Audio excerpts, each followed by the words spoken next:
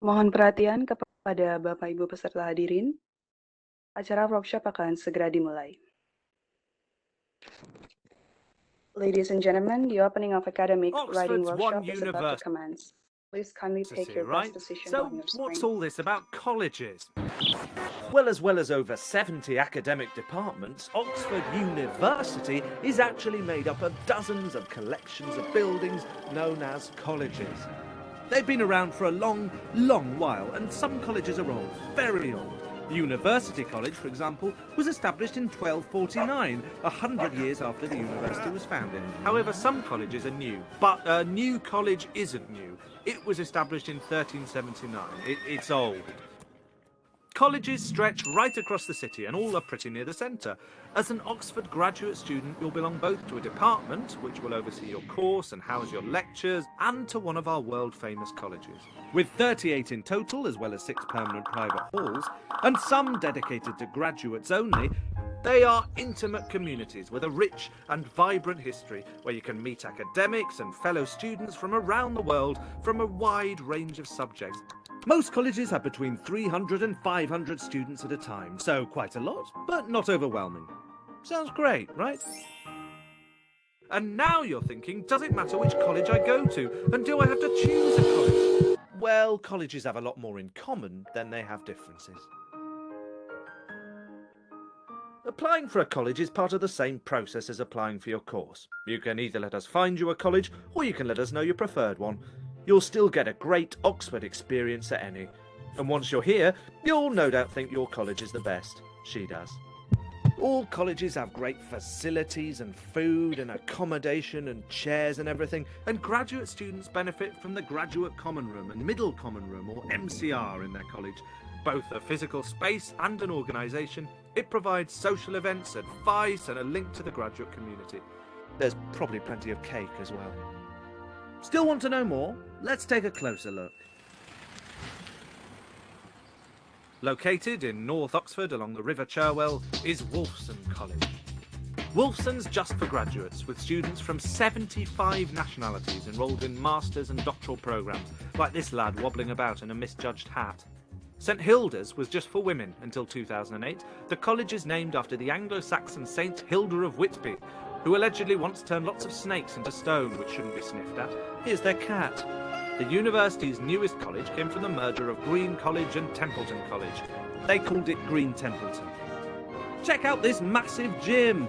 Balliol College is one of the university's oldest colleges. Captain Hook fictitiously went there, although it's unclear if the experience made him a pirate. Kellogg College is Oxford's 36th college and was founded with financial assistance from the W.K. Kellogg Foundation. Yes, the cereal people. It's also a graduate college. Look at her reading, stood in a corridor. And this one is Wadham College, known for its progressive values and this chap, presumably. She founded it.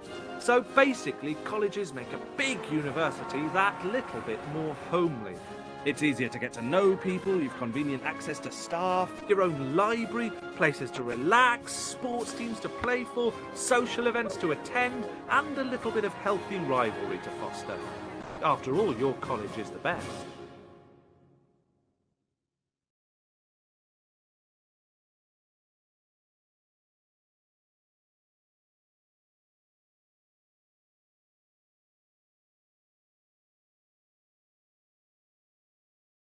Mohon perhatian Bapak Ibu peserta hadirin yang terhormat. Acara workshop akan segera dimulai. Ladies and gentlemen, the opening of academic writing workshops is about to commence. Please kindly take your best positions on your screen. Perlu diinformasikan untuk Bapak Ibu peserta hadirin agar memastikan mikrofon dalam mode diam atau silent dan membuka kamera serta memasang background yang sudah diberikan oleh tim panitia. Perlu juga diketahui untuk peserta, dimohon untuk mengisi link daftar hadir yang dikirim oleh tim operator melalui chat box WebEx. Distinguished guests, ladies and gentlemen, we sincerely hope that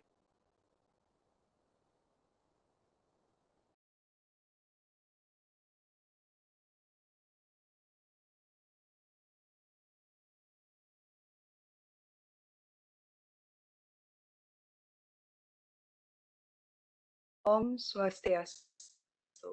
Assalamualaikum warahmatullahi wabarakatuh. Shalom. Namo Buddhaya, salam sejahtera untuk kita semua. Yang terhormat Rektor Universitas Udayana atau yang mewakili, yang kami hormati, Kepala UPT Bahasa Universitas Udayana, yang kami hormati pembicara dan moderator akademik writing workshop, yang kami hormati pula tim Udayana TV dan Humas Universitas Udayana, Bapak Ibu dosen, para tamu undangan, peserta, dan hadirin yang berbahagia. Honorable Rector Udayana University, Honorable Head of Language Center Udayana University, Honorable Speakers and Moderator of Academic Writing Workshop, Udayana TV and Public Relation Team, distinguished guests, ladies and gentlemen. Selamat siang dan selamat datang di acara Pelatihan Penulisan Akademik dengan topik bagaimana atau cara menulis pendahuluan dengan baik, yang diinisiasi langsung oleh UPT Bahasa Universitas Udayana. Pertama-tama, marilah kita panjatkan puja dan puji syukur kehadapan Ida Sang Yang Widiwasa, Tuhan Yang Maha Esa, karena atas rahmat-Nya lah kita dapat berkumpul secara virtual dalam keadaan yang sehat. A very good afternoon to us all. Good afternoon from Denpasar, Bali. I sincerely hope that everyone who is tuning in today is in a good health and safe amidst the pandemic that we are all fighting at the moment. Indeed, a pleasure.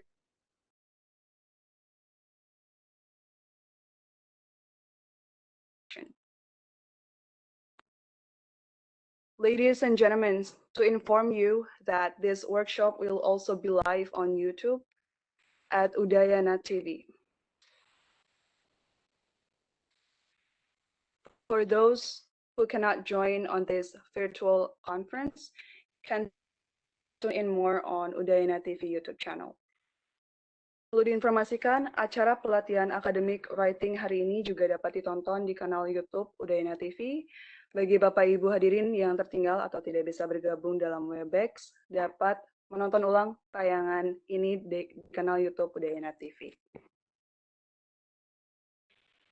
Tanpa berlama lagi, untuk memulai acara pada hari ini akan dibuka dengan laporan dari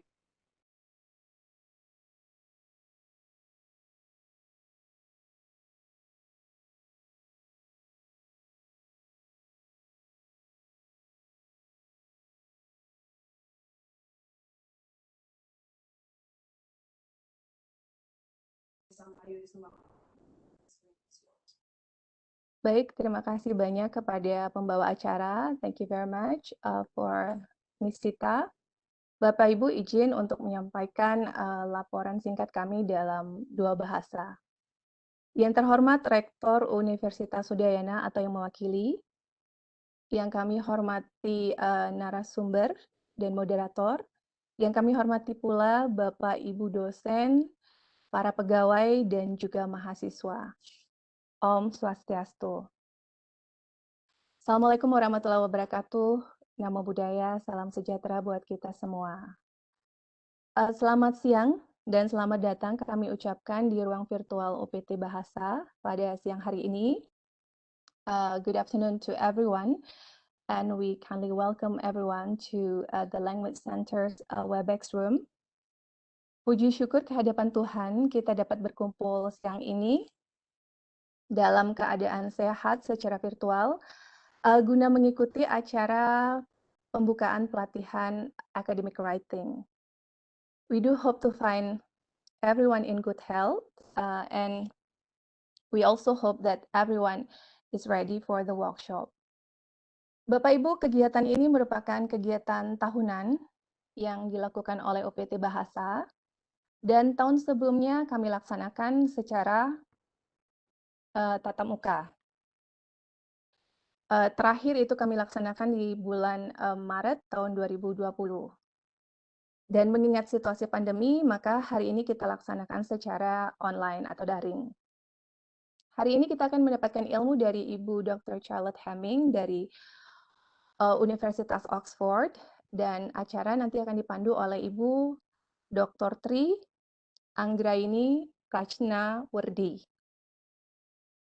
Ladies and gentlemen, the workshop is conducted annually, but this year the workshop is done virtually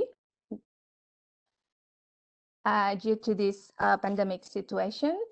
And today we are very lucky because we have Dr. Charlotte Hamming, who will talk about how to develop good introduction. Good morning, Ms. Charlotte. Can we hear your voice? Hello, good morning. Okay, it's great to see you. Thank you very much for fulfilling our invitation. Are we aware that it's early in the morning, it's 8 a.m. London time, but you managed to be here with us. So we extend our appreciation to you. Apresiasi yang luar biasa kita sampaikan kepada Ibu Dr. Charlotte karena saat ini baru jam 8 pagi Bapak Ibu di London dan beliau sudah bisa hadir di tengah-tengah kita untuk berbagi ilmu bersama kita nantinya. Dan tentunya juga apresiasi kami sampaikan kepada Bapak Profesor Arke, Iwayan Arke dari Australian National University. Beliau telah membantu kami untuk memfasilitasi sehingga kami bisa menghadirkan narasumber kita dari Oxford hari ini.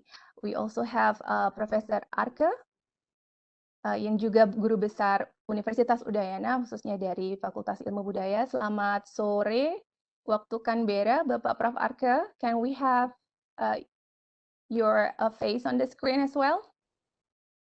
Selamat sore, Bapak, Ibu sekalian. Salam dari Canberra.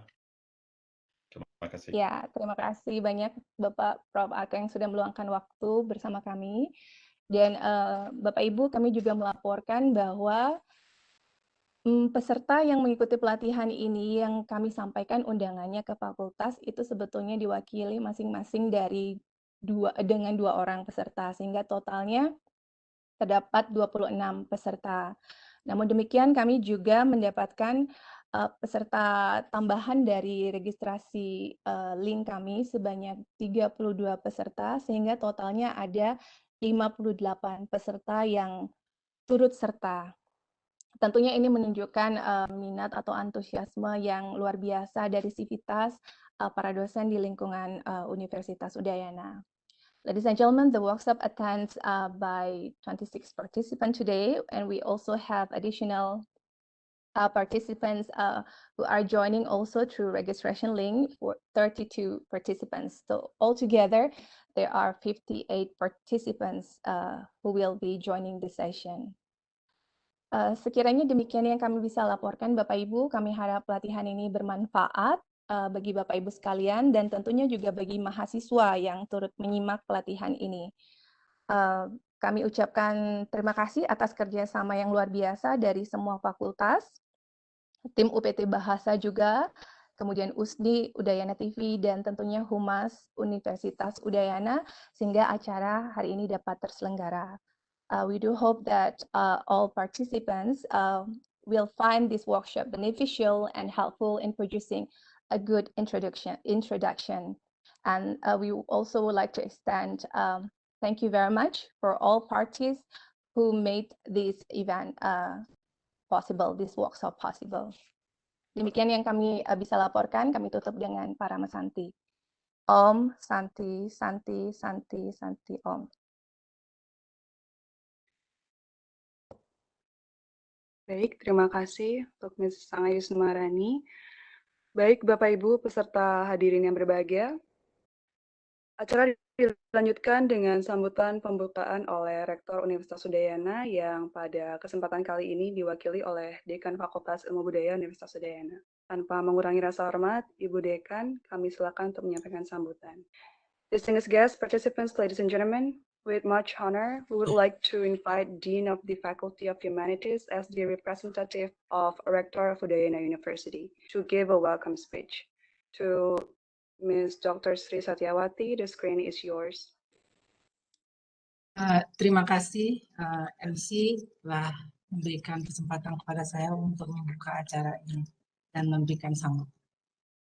Om Swastiastu, Assalamualaikum warahmatullahi wabarakatuh. Shalom, namo buddhaya, salam sejahtera untuk kita semua. Good afternoon and welcome to Udayana University. Our distinguished guest, Charlotte Hemming, PhD from Oxford University.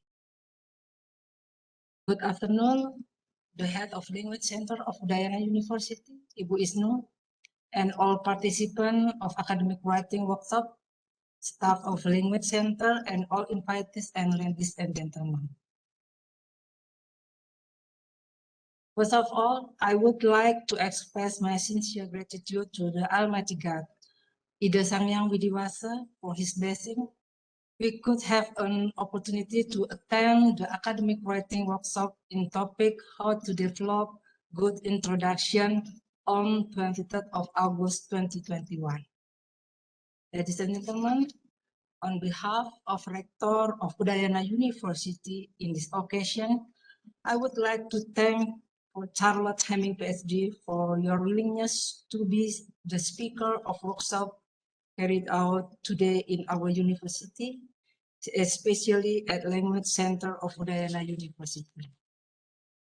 As we know, the workshop organized by Language Center, and it's a very important event for us as lecturers and researchers. The emphasis on how to develop good introduction is a very appropriate topic for today. Why?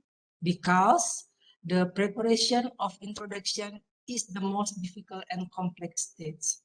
This activity is not just copying theory books or people opinions, but also a stage to find research gaps. I believe that what will be presented by our speakers, Charlotte Hemming, PhD, will be very important and useful for us. In this time, as the Dean of Faculty of Humanities, I would like to apologize for our inconvenient services given to Charlotte Hemming, PhD, and all participants. And now, saya akan membuka acara ini, Bapak dan Ibu.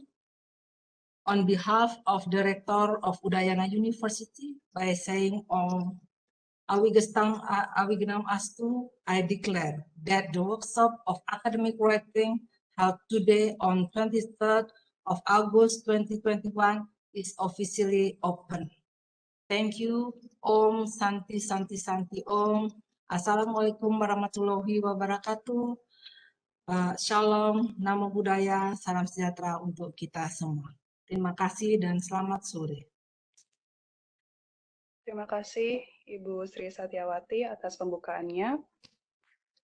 Baik, sebelum kita lanjut ke acara inti, dimohon untuk Bapak Ibu peserta hadirin sekalian agar membuka kamera karena kita akan mengadakan foto bersama. Before we come to the main agenda, ladies and gentlemen, we would like to invite you all to take a virtual picture together. Please, we sincerely want you to turn on your camera so the committee can take the screen pictures.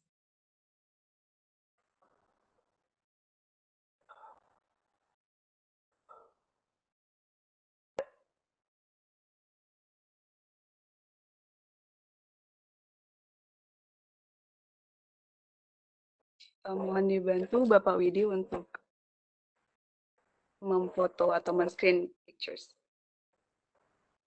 I hope that everyone is turning on the camera, and I will count from 3, and everyone can say it's Bali. I'll start counting. 3, 2, 1. Bali. Yes, it is okay.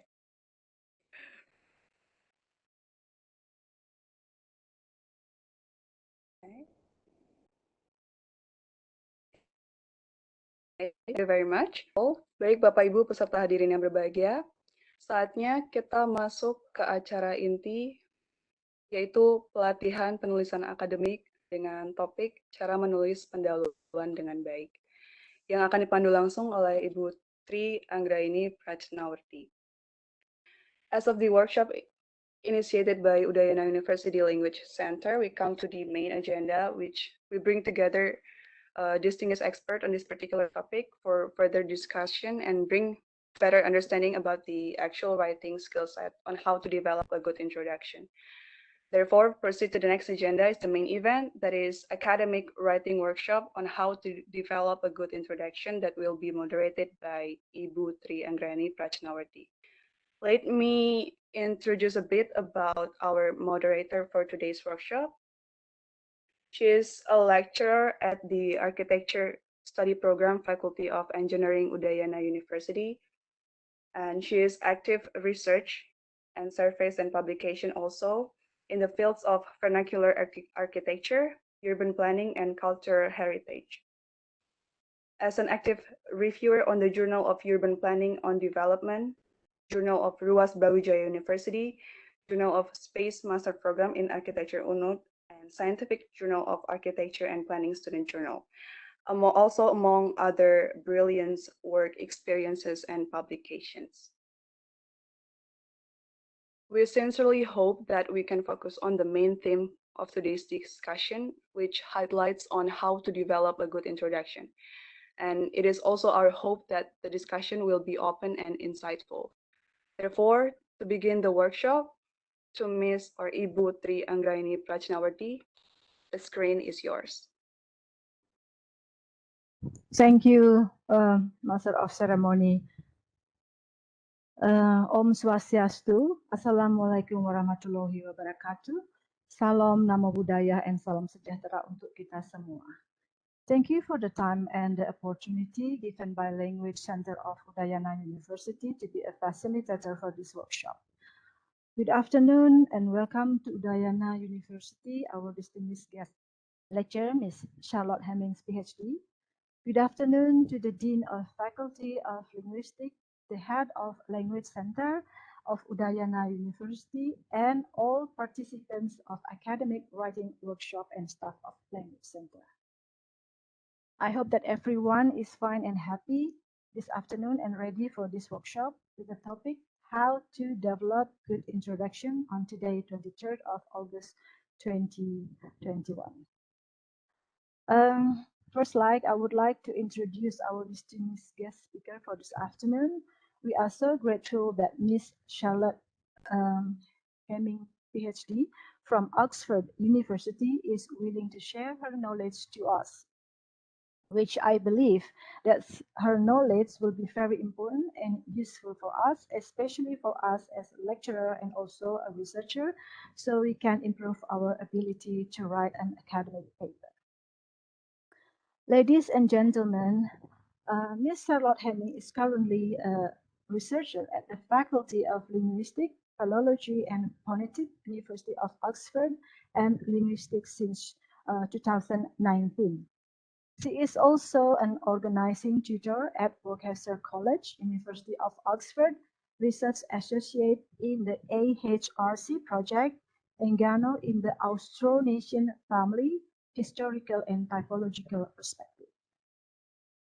Her research interests include Austronesian linguistics, language documentation and description, syntax, typology, information structure, multilingualism, and sociolinguistics.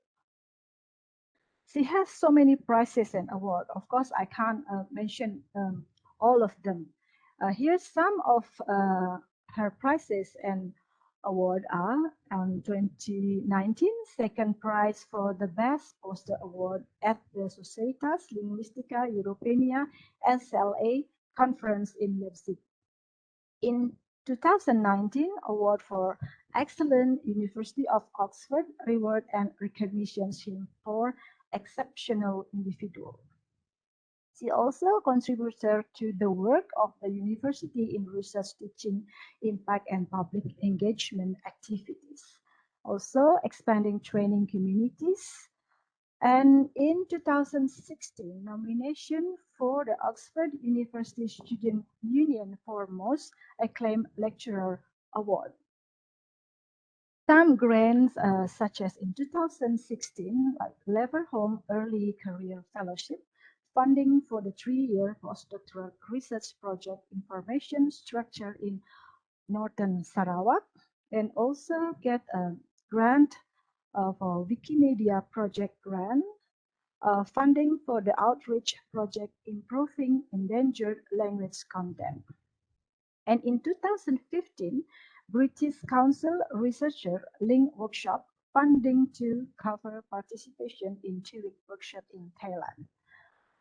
Her teaching experiences includes lecturing and giving small group tutorial, teaching such as in syntax, field method in linguistics, general linguistics, dynamic syntax, topic in Austronesian, grammatical analysis, advanced syntax, and introduction to grammatical structure. This also includes experience of course design, assignment setting, assignment marking and feedback, examining, skill training, and group teaching. She also involves in research training, public engagement, professional services, and professional membership, such as be a member of Association of Linguistic Typology since 2017, Societas Linguistica Europeana in 2016, Linguistic Association of Great Britain since 2015, Philology Society since 2014, Linguistic Society of America since 2013. Ladies and gentlemen, there's some of CV that I can explain about Ms. Charlotte Hemming. The presentation from Ms. Charlotte will be delivered in 30 minutes approximately, and then followed by Q&A for about 15 minutes. After Q&A, we will continue to group discussion in some breakout rooms that are already provided, and each participant will join the breakout room for about 40 minutes, and then return to the main room for group presentation for about 25 minutes. Well, ladies and gentlemen, please welcome Ms. Charlotte Hemming, PhD. Ms. Charlotte, the time is yours. Thank you. Thank you. I'll just share my screen quickly. Oops.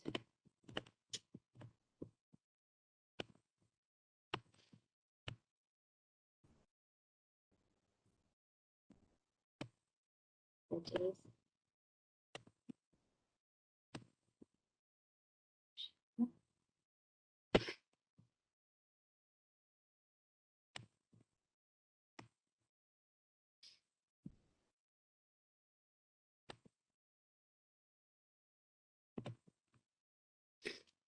Okay, thank you very much for the very kind introduction, and to the Language Centre of Udayana University for the very kind invitation to present today on the topic of developing a good introduction to a journal article. It is a great honour to be here, and I wanted to briefly apologise because I've come down with a little bit of a cold, so my voice is a little bit more nasal than it might normally have been. So please, if for whatever reason it's difficult to understand me, just let me know. I hope that what I have to say on the topic of developing a good introduction will be useful, and without any further ado, I shall begin. Give you a brief outline of where we are going today. I will start by talking about journal articles in general, and then focus in on the topic of introduction, thinking about what makes a good introduction and how we can achieve that, some tips for style and structure that help us to make explicit our goals and aims in the introduction. At the end, I will point to some resources that can be useful for practicing these skills, and then we will have our breakout session where we'll do some practical exercises looking at our own work. So journal articles are a particular type or subgenre of academic writing, and academic writing in general involves thinking critically about a topic. It is not just summarizing or describing, but evaluating and critiquing different proposals. That means we need to develop certain skills, such as the ability to formulate arguments and counter-arguments as to why our proposal or our analysis is the best one. We also need to think about organizing our points into different sections so that information is structured in a logical way, and we need to use an appropriate academic style. All of these skills are skills that are best developed via practice, and I hope that this workshop or webinar will be a useful starting point and actively encourage everyone to consider writing groups or writing partnerships as a way of carrying on this practice after the workshop ends. As with any type of writing, there are really 6 things we need to think about when we write a journal article. The first is the audience. Who are we writing for? Generally, when we write articles, we are experts writing for other experts. But depending on which journal we submit to, we may have experts, we may have an audience that is expert in our very specific research topic, or experts that are, broadly speaking, experts in the field. And depending on this, we may need to provide more or less context and background to our work. Linked to the question of audience, we need to think about the purpose or the goal of our writing. Are we explaining a topic? Are we evaluating different arguments and proposals? Once we have established who we're writing for and what we aim to achieve via our writing, we can think about organization, or how we allow information to be presented in a structured format. As we will discuss, journal articles may have quite specific conventions for how they are structured, depending on the academic field. Following on from this, we also need to think about style and how we make sure that our writing has the right formal register and the sort of vocabulary and structures that we use are appropriate. Next, we need to think about flow and ensuring that there's a logical transition from one sentence to the next and from one paragraph to the next, so that the flow of our argument makes sense. Last but not least, we should think about the overall presentation. We should check that we haven't made any spelling or punctuation errors, and we should think about the formatting, particularly if there are style guidelines that we need to adhere to submit to the particular journal. Now, of course, journal articles may have a different structure or may have stricter or less strict conventions depending on the academic field. But loosely speaking, we can think of a journal article as having 3 main sections. Following the title, the abstract, and the keywords, we normally have an introduction. This is where we explain the rationale for the paper. So it means we introduce the general topic and then move from the general to the more specific research question that we seek to address. The main body of the paper is where we then go about addressing this question and start to develop our argument as to why our answer to the question is indeed the best one. There may be subsections involved in the main body of the article, such as the literature review, perhaps a section where we outline our hypotheses about the data, an introduction to our theoretical framework, methodology, and then our findings or results, and some analysis and discussion. And that then brings us to the conclusion of the paper, where we evaluate the implications for the field of our research and perhaps point to future research. And today, as already established, we're going to be focusing on introduction, for the reason that it really is very important to set out for the reader and the reviewer of the journal exactly what we're going to be doing in the paper. One thing to bear in mind when we talk about journal articles is that, as we know, many top journals have a very high rate of rejection for papers.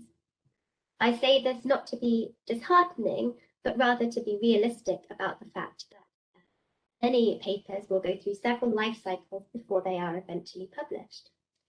And particularly as we're revising our papers, we need to think about if we've changed the way that we frame the topic, or if we've changed our aim in the paper as we go through these revisions, have we made this clear in our introductions? I also mention this because, given the high rate of rejection, it's really important to be aware exactly what journals are looking for when they review your paper. And to my mind, there are 3 main things. Firstly, journals are looking to make sure that your research has made a significant contribution to the field. That is, we have extended the knowledge of the field in some important or relevant way. The second thing is that they want to make sure that your paper is relevant for their readership, so that you've been strategic about where you submit your paper to. And the final thing that reviewers are looking for is good overall presentation, so that the style, the flow, the formatting, all of this is appropriate to the journal. And in my mind, introductions can help with all of these points by making it already specific and clear how the paper is relevant to the journal, what we expect the flow of the paper to be, and why this paper has made a significant contribution. So that's another reason why introductions are extremely important. And as mentioned before, also quite difficult to write. So what makes a good introduction then? Well, I think we should aim to be doing 4 things. First and foremost, we need to explain the purpose of the paper. Thinking back to those 6 points, we need to make clear our goal or our purpose in writing. As part of doing that, we need to set the frame of reference for the reader, provide enough context and background that our research area is clearly understandable. We need to make sure that we've defined any key terms and made clear any assumptions that we're making, so there isn't any room for misunderstanding where there are differences in agreement perhaps in the field. Building on that, we need to convince the reader that there is justification for undertaking the research. Not just that the research hasn't been done before, but specifically that we can demonstrate the paper's contribution to the field, going back to this idea that reviewers will be looking for a significant contribution. So how do we do this?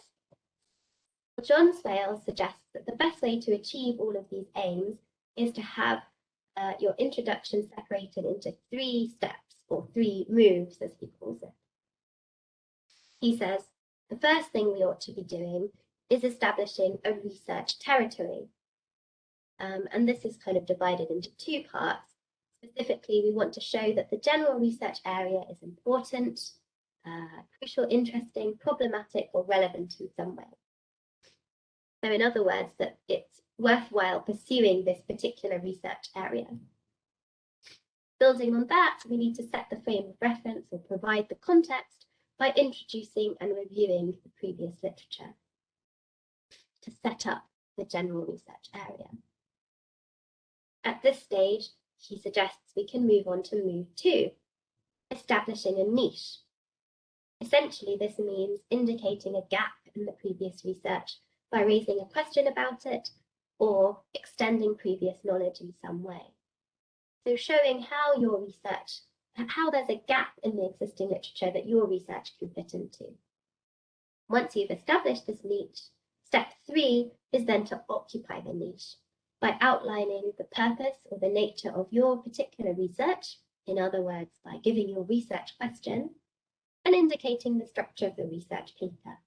So thinking about how you're going to address that question, what your overall thesis or argument is, and what the rest of the structure of the paper might be, providing a sort of roadmap for the reader. So let's have a look at an introduction. Here we have an article written by John Swales and colleagues about the position of sentence connectors in academic English. He starts with an opening statement. Many commentators have noted that sentence connectors, such as however, are an important and useful element in expository and argumentative writing. This is the opening statement that begins to establish the research territory and sets out why this is an important area of research. And he carries on. Frequency studies of their occurrence in academic English extend at least as far back as Huddleston, 1971. ESL writing textbooks have for many years regularly included chapters on sentence connectors. Most reference grammars deal with their grammatical status, classification, meaning, and use. This is all very general background or context on previous work looking at sentence connectors. He carries on some attention has also been given to this, specifically to the position of sentence connectors in clauses and sentences, and then lists certain studies that have looked at this. Starting sentence 7, he says, the only attempt known to us to explain differences in position on semantic grounds is an unpublished paper by Solera, discussed in Kelson Mercier and Larson Freeman. However, the Solera paper deals only with adversatives like however, and suggests that initial position reflects something contrary to expectation, while medial position reflects a contrast that is not necessarily unexpected. So from sentence 2 down to sentence 8, this is essentially a review of the literature, moving from a general overview of the history of the field, looking to more specific studies that deal with the same specific topic area of the position of sentence connectors. He then carries on. However, neither of these studies provides any descriptive evidence of the actual position of sentence connectors in academic text. So at this stage, he highlights a gap and establishes his niche. Although there are some studies that look at sentence connectors, none of them have yet looked at how these sentence connectors are really used in actual academic data. And then he outlines the goal of his current research. In the present paper, we report on a preliminary study of sentence connector position in a sample of 12 published articles. So then, if we put this into our schema, we can see that in this introduction, the authors begin in sentence 1 to 8 by establishing the research territory, namely the position of sentence connectors. They then move to the second move of establishing a niche, is the absence of corpus analysis of the position of sentence connectors. And finally, they talk about the goal or occupying the niche by saying that the goal of the current study is to look at sentence connectors in a small corpus of 12 published articles. So you can see as we move through the introduction, we make these 3 moves from the general to the more specific. In the rest of this presentation, I would like to look at some tips for how we can achieve this in academic writing in English. Okay, so opening statements, we may use such formulations as X is a long-standing question in the literature, or X is a classic problem, there has been growing interest in X, and so on. This already allows us to signal to the reader why this particular research area is important or interesting, relevant to the field. Following from that, when we establish our research territory, we're going to be doing at least a little bit of literature review. Granted, we may have a separate section later on in the article where we go over the literature review in more detail, but at least to provide the context and to set the frame of reference, we'll need to do some literature review in the introduction.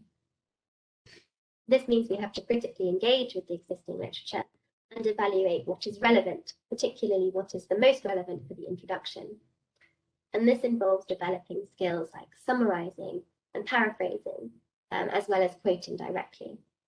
And of course, it is obvious that we need to avoid plagiarism and cite the references that we are engaging with in order to acknowledge the intellectual property rights of the authors, but also to show our familiarity with the field and to be able to establish the context and create our research space with more authority.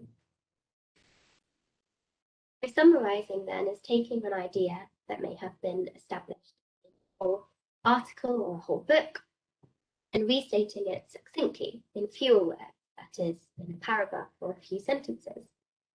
A good tip for practicing is to take the central article and then restate it, perhaps for different audiences. So thinking how you might summarize colleagues who are experts in the field versus how you would summarize for friends and family at home who may not know much about the topic. And this exercise can be useful for thinking about how you would frame your paper for different audiences. When you're summarizing from the literature, you need to identify keywords and key ideas. And importantly, at the end, you should check that your summary does not omit any crucial information. Paraphrasing, unlike summarizing, is not restating something in fewer words, but rather restating it in your own words. And there are kind of 3 tips, I suppose, that help us to paraphrase from the literature or to paraphrase from our own work. For example, it's useful to help think of synonyms or words that mean broadly the same thing. They also wish to change the word class of a word or to change the word order of the original statement. And to clarify, I just want to discuss the following example. So if in the literature we've had a sentence like, a thesis statement is a necessary first step in the preparation of an article, we might paraphrase it as follows. Firstly, we might take a necessary first step and think of some synonyms like a crucial preliminary element. Then we might take the preparation of an article and change the word class and paraphrase it as preparing an article. Finally, we might change the word order. So whilst the original statement starts with a thesis statement is a necessary first step, in our paraphrase, we can change that round. Crucial preliminary element is stating your argument. So you can see how these 3 strategies help us to paraphrase. I should say that I prepared a few practice activities, but I don't think we'll have time to go through these together. However, they are in the slides, so later on, if people want to look back at the slides, they would be very welcome to. Quoting from the literature. As a general rule, it's good practice to avoid really long quotations, although some people do start an introduction with a quotation. If we're going to include a longer quote, you should place a paragraph break before and after the quote, as illustrated. So, whereas if you have a shorter quote, you can incorporate this into the main body of the article. Again, as shown in the example. Useful ways of incorporating the literature via quoting, paraphrasing, or summarizing verbs like state, define, suggest, argue, or claim in reference to a particular author, or to say according to a particular author.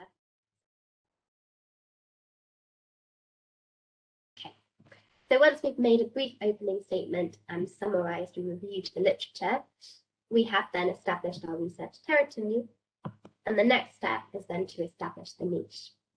And again, there are several formulations that can be used to overtly signal to the reader that that's what we're doing. We now move in to show how the existing literature can be expanded. This could include negative statements in relation to the previous literature, such as previous research failed to consider X, previous research was limited to X. It could be establishing a contrast. Previous research focused on X, but now I will look at Y. It could be raising a question. So from the previous literature, it remains unclear whether ... or it could be somehow extending the research to a new topic. So we might say something like, the literature shows that X is a viable approach, and this paper will apply X to topic Y. These are formulations that we can use to show the gap and to establish the niche. Then, in order to occupy the niche, we may use set formulations like the aim of the paper is, or the paper reports on the results of study. The study was designed to evaluate. Primary focus of the paper is, or the paper investigates the interaction between. You will, of course, have other ways of introducing particular research questions, goals.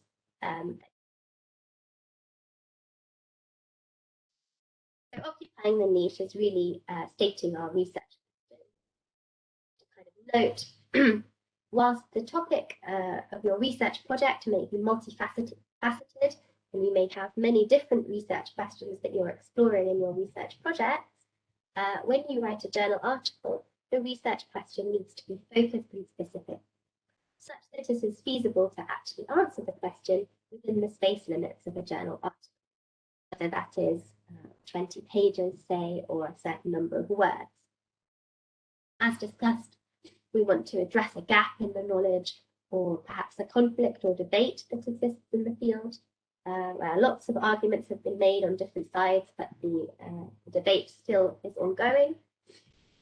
And we need to justify why this particular research question is important by showing that there are implications for the wider field. Once we have outlined our research question, the next thing we need to do in the introduction already is to state, at least briefly, how we propose to answer this question. In other words, to give a concise summary of the methodology, including any methods employed, the data sources used, and any theoretical approaches or frameworks that we use. These, of course, can be expanded on in the main body of the article, but it is useful to set this out in the introduction already, so that the reader and the reviewer understand where the paper is headed. Lastly, it's generally good practice to include a thesis summary of the main argument that you will put forward in the article in the introduction. Essentially, this means raising a research question and then also saying how.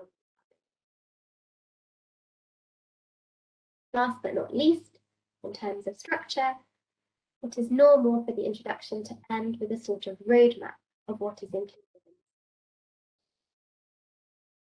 For example, you may find at the very introduction a paragraph that reads something like, "This article is structured as follows. Section 2 introduces the topic and briefly reviews the literature. Section 3 defines the methodology used. Section 4 presents the results of the study, and Section 5 concludes." And this is really very helpful in terms of making the presentation clear and the flow of the paper clear. Helps the reader and the reviewer to know what they can expect and to follow your argument. At this stage, I was originally going to suggest that we had a look at a paper that I wrote with a colleague to think about how we went about establishing research niche and then occupying that niche. But I will instead leave this for the breakout room sessions later on. So that brings me to academic writing style. And I think the key thing really is that academic writing needs to be formal and high register. That means we should avoid colloquialisms, emotive language, and jargon of the sort that we might have in emails or blogs or whatever. But not that we need to be complex and complicated just for the sake of it. Instead, we should also be aiming to be clear and precise.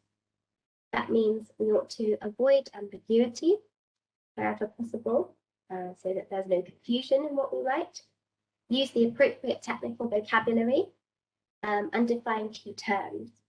And just as a word of warning, if a word has a particular technical meaning in your academic field, for example, the word significant can mean statistically significant, then we should not be using that word with any of the other senses in our writing. So if we use significant to mean statistically significant, we shouldn't then use it to mean important or worthy of attention.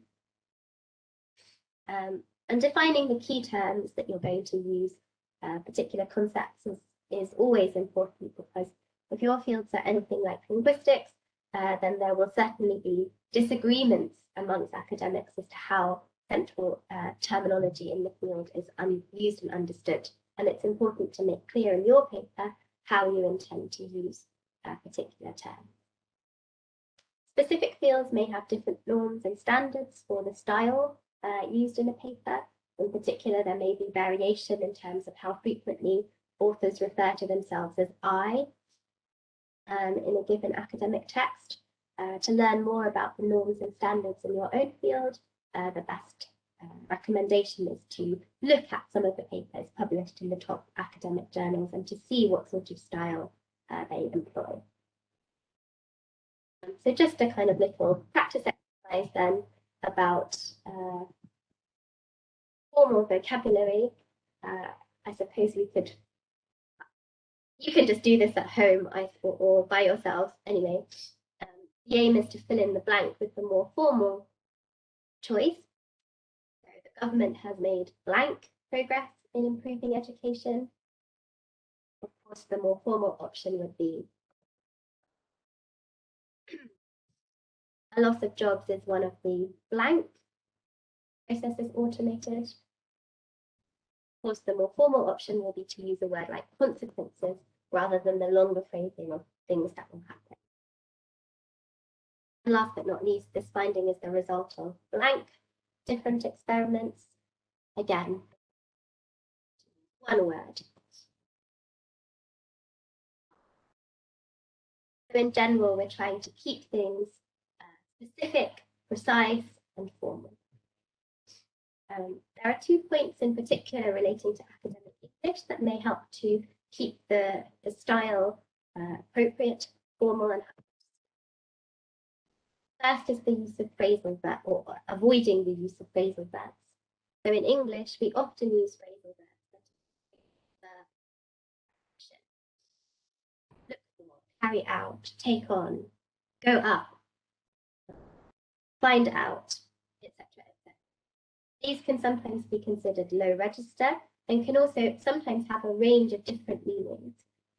So in order to make our writing more formal, what we may want to do is to replace these phrasal verbs with one-word synonyms that tend to be Latinate in origin. So we replace look for with observe, carry out with form, take on with adopt, and so on and so forth.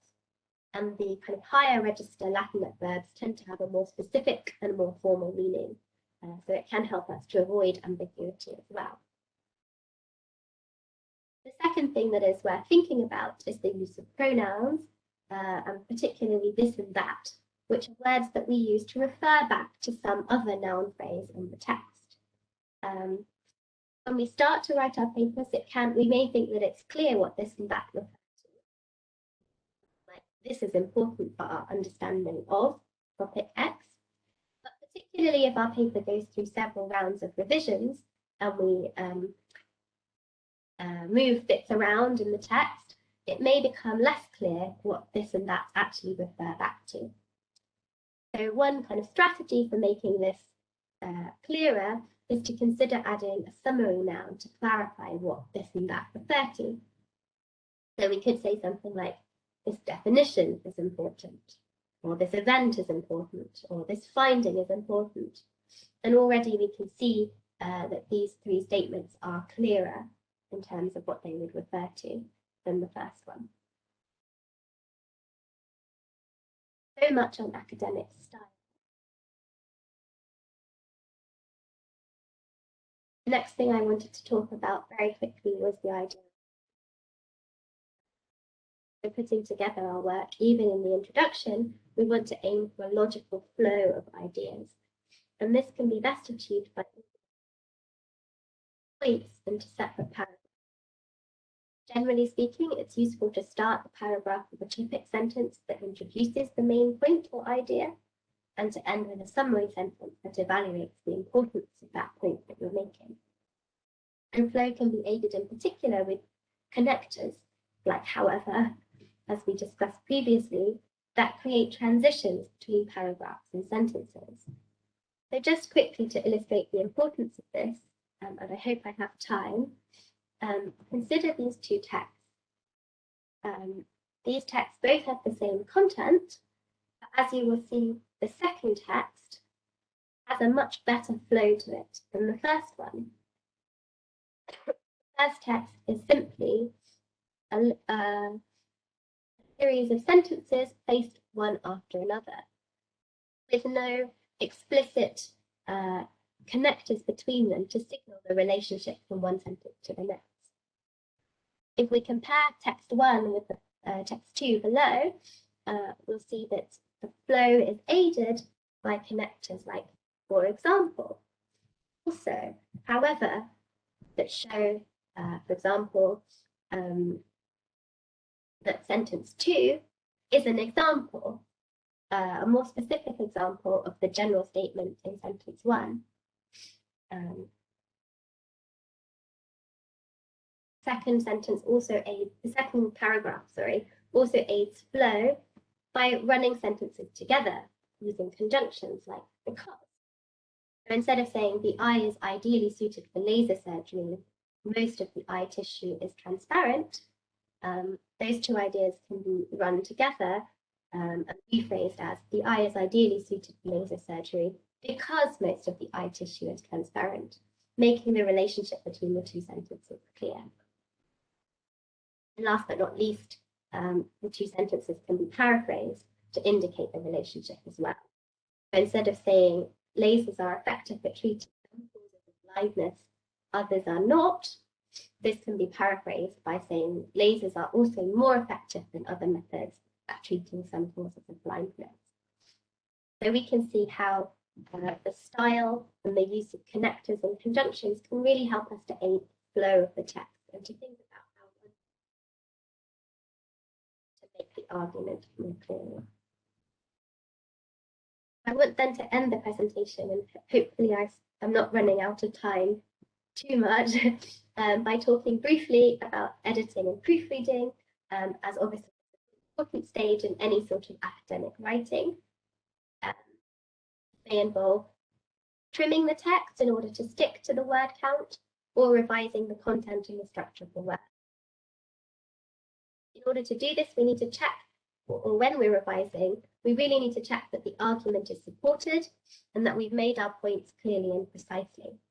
To do this, I really advise that we reread our work, and in particular, if possible, it helps to go back after some time and look at the work with fresh eyes.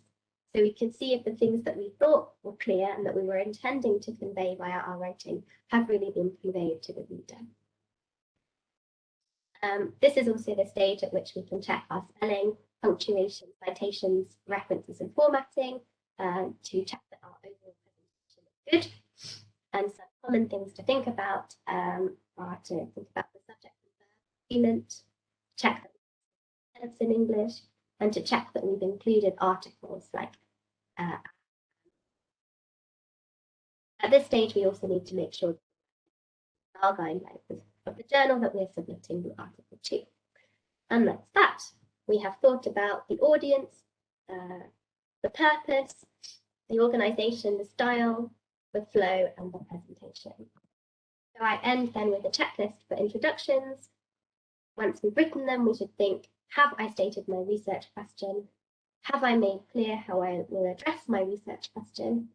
Have I included my argument? Have I included a roadmap? Have I used appropriate academic writing style? And is my writing clear and precise?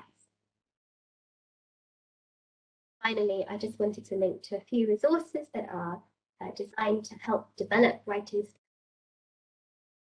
related to academic style, flow, and structure. So share these slides.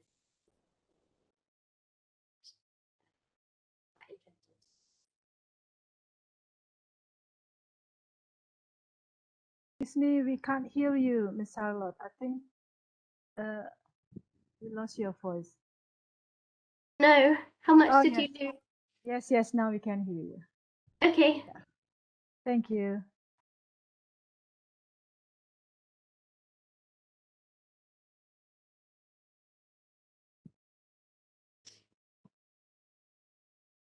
So, is the end of your presentation?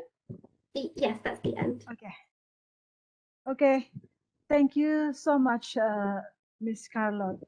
Yeah, what a really great presentation about the most important thing for us to consider before writing an academic paper. So I can point out, as you explained in the beginning, that there are 6 things that we have to consider about the audience, the purpose, how to organize, the style, the flows, and also the presentation. Now we are going to move to the next session, which is question and answer for about 15 minutes. I think due to the time limit, we're going to have about 3 questions. Yeah, before we move into the group discussion. Yeah, please, Ibu Bapak, Jika ada pertanyaan, ladies and gentlemen, please feel free to ask Ms. Charlotte if you have any question. Silahkan Bapak Ibu.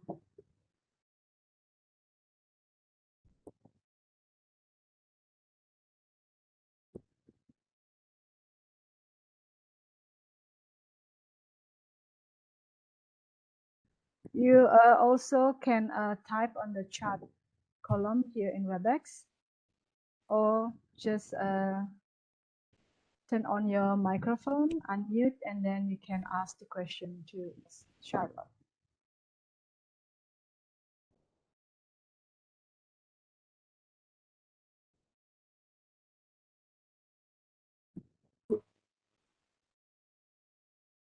Yes, please.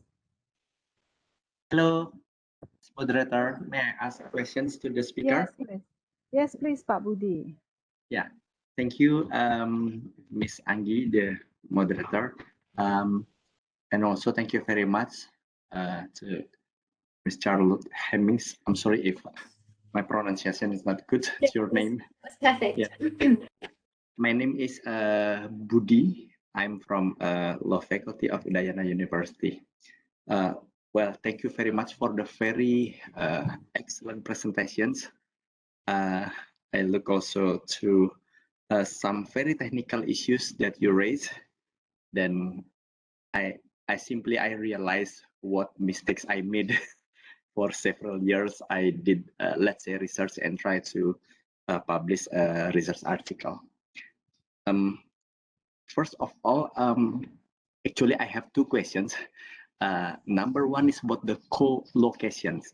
I'm sorry, I'm not from the linguistic or arts faculties, so I have ever heard and learned a little bit about collocation from my colleagues from the arts faculty, but because a few minutes ago you mentioned try to avoid collocation, I mean, could you please to give extra example of what types of co-location that should be avoided?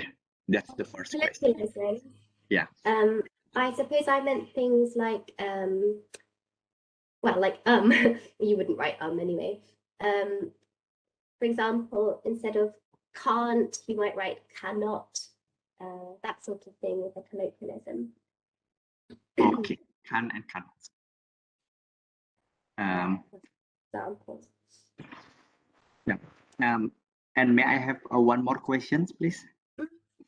Yeah. It is now, not only now, I mean, we are encouraged to conduct research that has a multidisciplinary character. So that's why I also work with some of my fellow colleagues from other faculties and other study programs, but still in a social and humanities field. And I realize I face some difficulties sometimes with regards to the style of writing and also the methodology, yeah, that sometimes make the group of researchers cannot have a common understanding, and sometimes we decide, okay, just appoint one person to start writing. Yeah. For example, in my my experience, because I work with legal issues and some legal documents, so to present the idea on the academic paper, the words, the phrase, more or less following the path of the law style. That's for example. But some of my colleagues, they have their own style also. Could you please to give your own experience with regards to your joint research with other who have, for example, from other fields, yeah, how to deal with this issue? Because I realize it's not easy to write together with 2 or 3 persons, and we send back an email and then change again, re-edit something like that. Okay, thank you very much, Ms. Hemmings. Thank you. That's a really good question, and it is always going to be more difficult even if you're writing with people in the same field, when you have more than one author, of course, you will have slightly different writing styles. So there will be more backwards and forwards. And I think interdisciplinary research, as you mentioned, is particularly challenging because there will be so many different assumptions. I suppose that one thing could be to have a kind of briefing or brainstorming session with your colleagues at the beginning, where you think about what things are really important. You would also want to think about where you're submitting the paper, and depending on the journal that you submit to, what particular style guidelines or what particular style do other papers that are published in that journal adopt. So that might be one way to decide between different types of methodology or different styles, to look at the other sorts of papers that are published in those journals. And yes, as for the editing, I've sometimes found using Google Docs a useful way to kind of make changes between colleagues. I don't have, unfortunately, any personal experience of writing really interdisciplinary research to report on, but perhaps there's someone else in the room who has a good strategy for this that could comment on that. Okay, thank you very much for your response. Thank you. Thank you very much, Ibu Anggi, please. Yeah, thank you very much, Pak Budi. That's really good question. I experienced that as well. So it's just really confusing if we write with other background as well, with people from different background. Okay, I think only one more question. Please, Bapak Ibu, if there is any more question for Ms. Charlotte, before we move into breakout session. Ibu moderator, there is somebody raise a hand. Okay. Raise hand. I can't see who is that. Yes, please. Can you just unmute and then turn on your microphone and ask Ms. Charlotte? Can you hear my voice? Yes, Okay. yes, loud and clear. Okay, thank you. Okay, let me introduce myself to you. My name is Dewi Guna from Faculty of Engineering. First of all, I want to appreciate for Dr. Charlotte such a good presentation. I'm really thankful. I think that this is actually what we need as academicians. Okay, but there is something that I really need to ask you. That's about the coherency.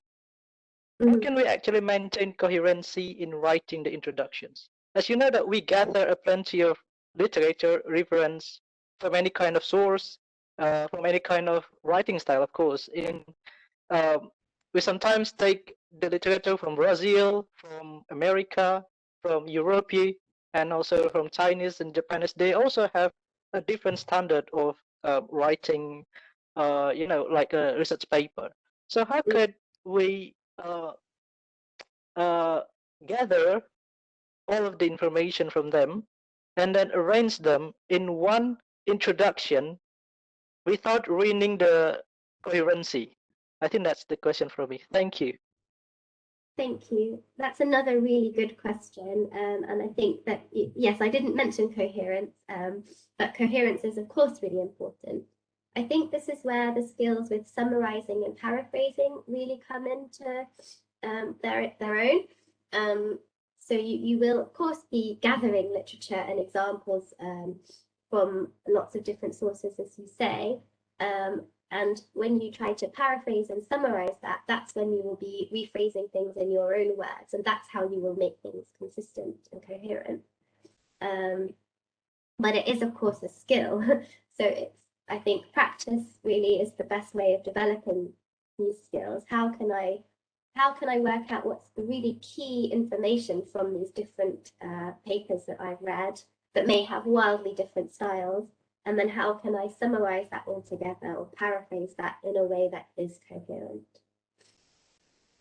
Thinking of synonyms or changing the formality of the style may really help you with that. But I agree, it's tricky. Thank you, Ms. Charlotte. Bagaimana Bapak Gede? Thank you, Dr. Charlotte. Thank you, moderator. I think it's all clear. Thank you. Okay. Well, ladies and gentlemen, due to the time limit, now we are going to move to breakout room. So will be a group discussion, which is so far we have 13 faculties who joined this workshop. So please Ibu dan Bapak join to each break room session that already set by the committee. So there is ekonomi and business, hukum, ilmu budaya, sosial politik, kedokteran, hewan, kelautan, perikanan, matematika, ilmu pengetahuan, pariwisata, pertanian, peternakan, and teknik. Would you please, all the participants can join to each breakout room based on the faculty. Thank you. Perhaps before people leave, it would be worth saying the idea at this stage is to discuss your own work in the context of what we have just discussed with the presentation. So I believe that various people have submitted their own work to Google Drive. Does everyone have access to this? Yes, it's already shared to all participants. Google Drive. Perfect. Yes, thank you. So the idea is to look through your own work and to think about how you make these three moves: establishing the research territory, establishing your niche and occupying the niche, and to receive feedback from your colleagues on this. Okay. In case there are faculties where there aren't any papers submitted, you're very welcome to critique my paper, which I added to the Google Drive as well, or to look at something that you submitted. So, sorry. Yeah, thank you, Ms. Charlotte. Yeah.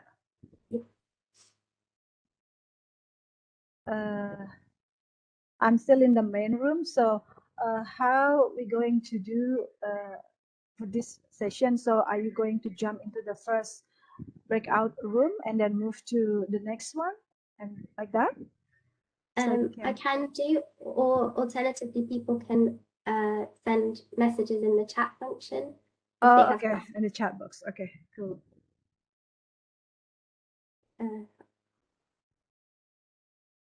So excuse me.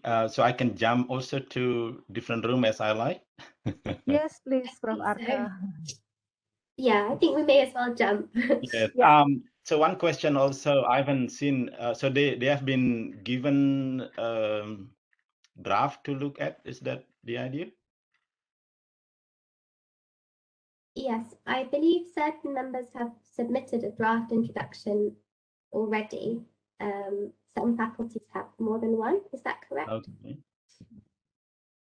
And then each group has a spokesperson at some point to to make a summary of their group's discussion or points to report to the general session. Is that the idea? Yes, that's the idea. Perhaps I don't. Is my PowerPoint still shared? No. I don't have people already joined the breakout room, or yes. There are already. It seems to me.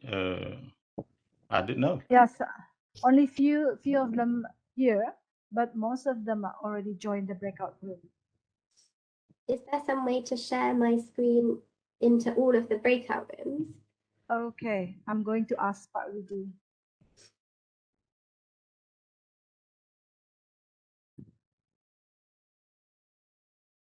Pak Widi, are you there? Yeah. Yeah. Bu. Yeah, can you share Charlotte PowerPoint to each breakout room? Yeah. Yes. For one breakout room, there has to be a person in charge who share the content of Charlotte. Okay, good. Okay.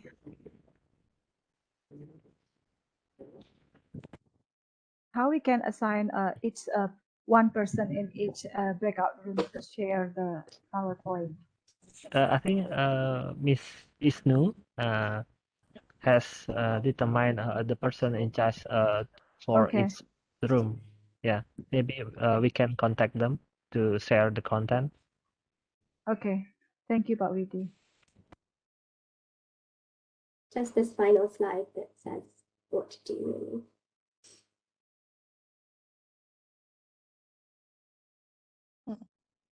I'm sorry, I was trying to unmute my microphone. Mohon dibantu Ibu Ketut beserta tim yang sudah mendapat tugas.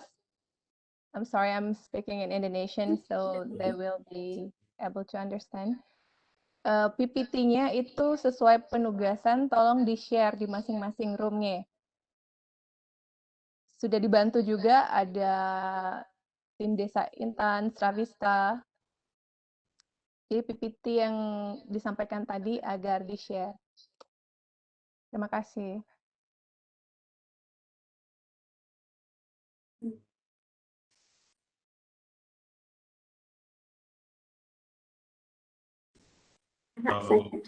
So I can jump to one or of them, right? I mean, I can go and see how they go.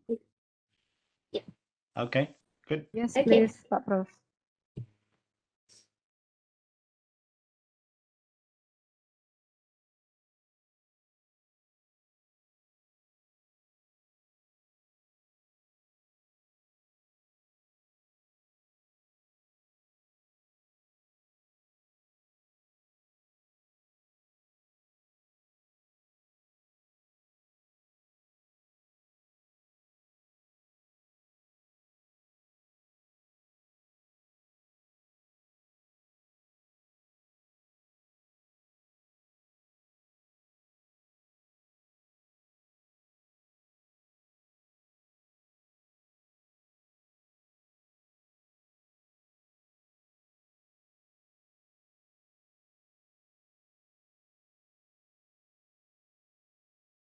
Bu Isnu?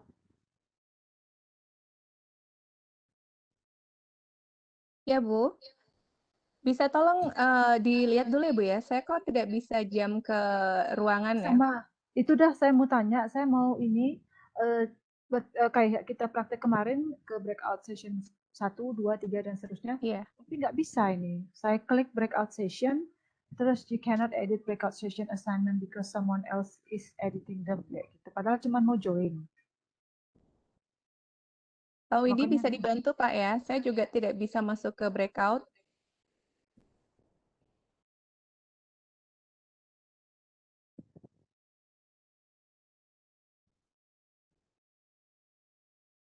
Pak Widi.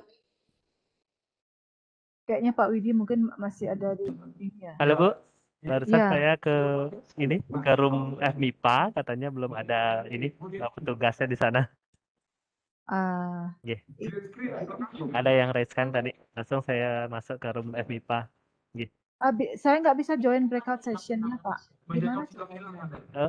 Klik breakout session, Bu. Kan ada main meeting, ada breakout session, Ibu klik dulu. Di sini adanya you can't edit breakout session assignment because someone else is editing. Sebentar. Yeah. Sudah sebagai co-host. Atau gini Bu, leave dulu meeting ini, join lagi ya. Oh, saya leave dulu Ya, gitu. leave dulu sebentar Ge, kemudian join lagi. Ge. Nggih. Mejanya jadi hilang.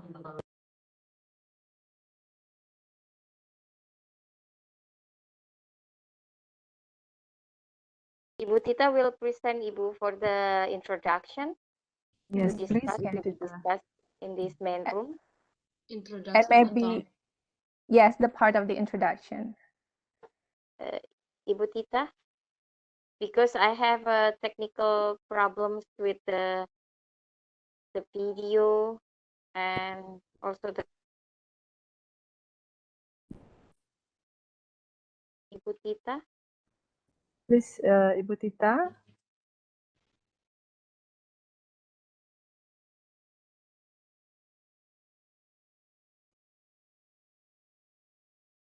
Otherwise, maybe the team from Bapak Widya ya, and Bapak Suwene just now also, I think. Ibu Tita just join Ibu with the. So sorry, Ibu. No, we are still prepared. So sorry. Maybe maybe can start.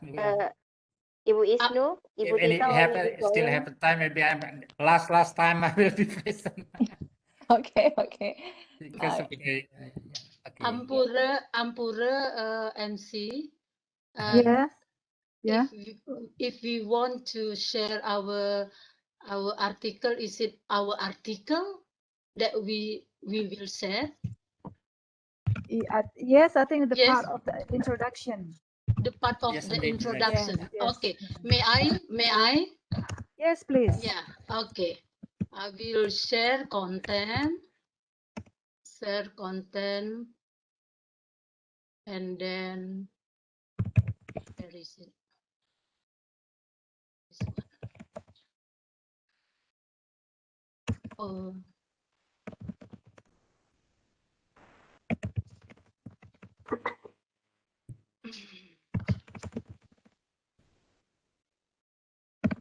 Bisa. It's time consuming.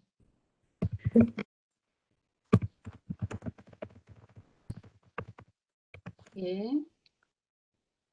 No. Okay. That one. I will let this one.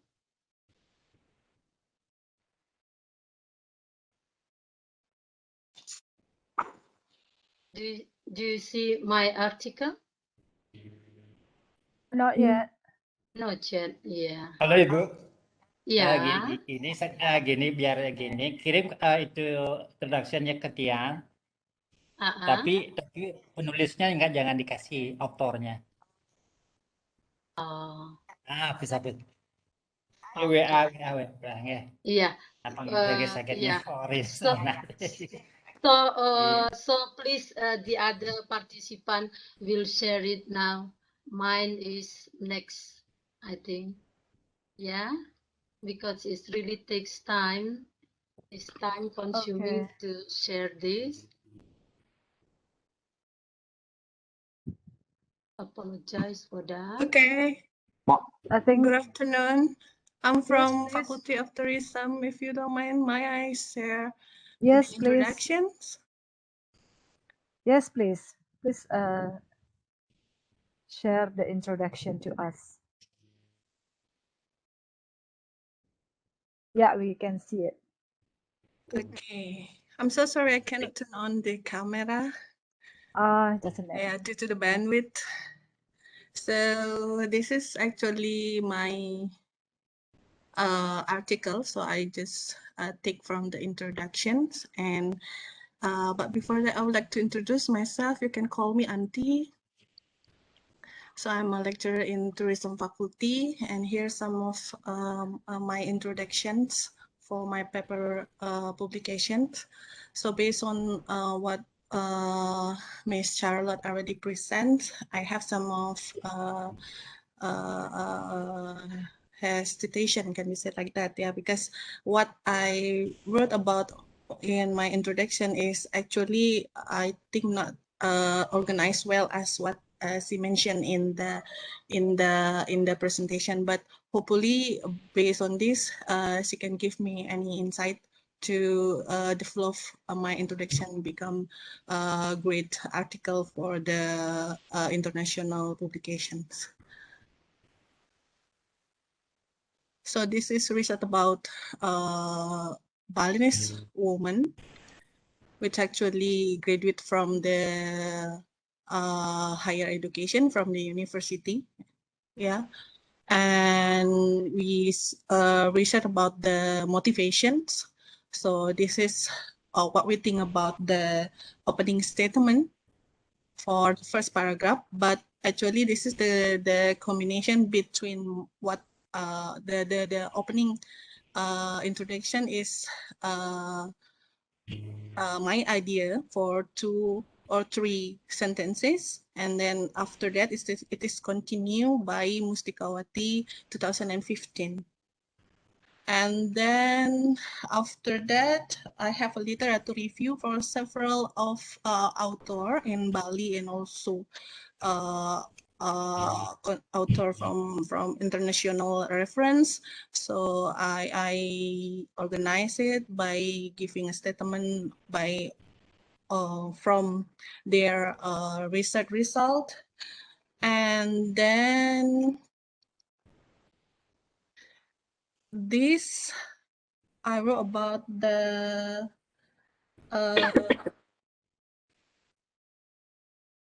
aims, yeah, for the goals. The aims of this research is to analyze the motivation of Balinese women who pursue higher education and tourism study program.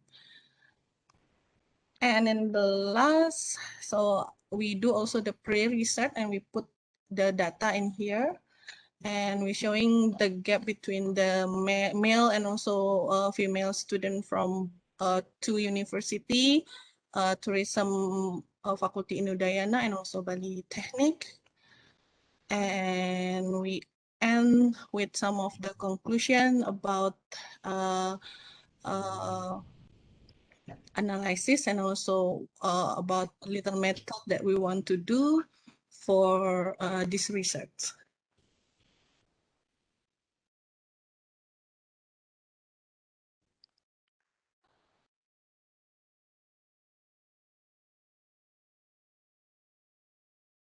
Okay, I think that's all. Okay.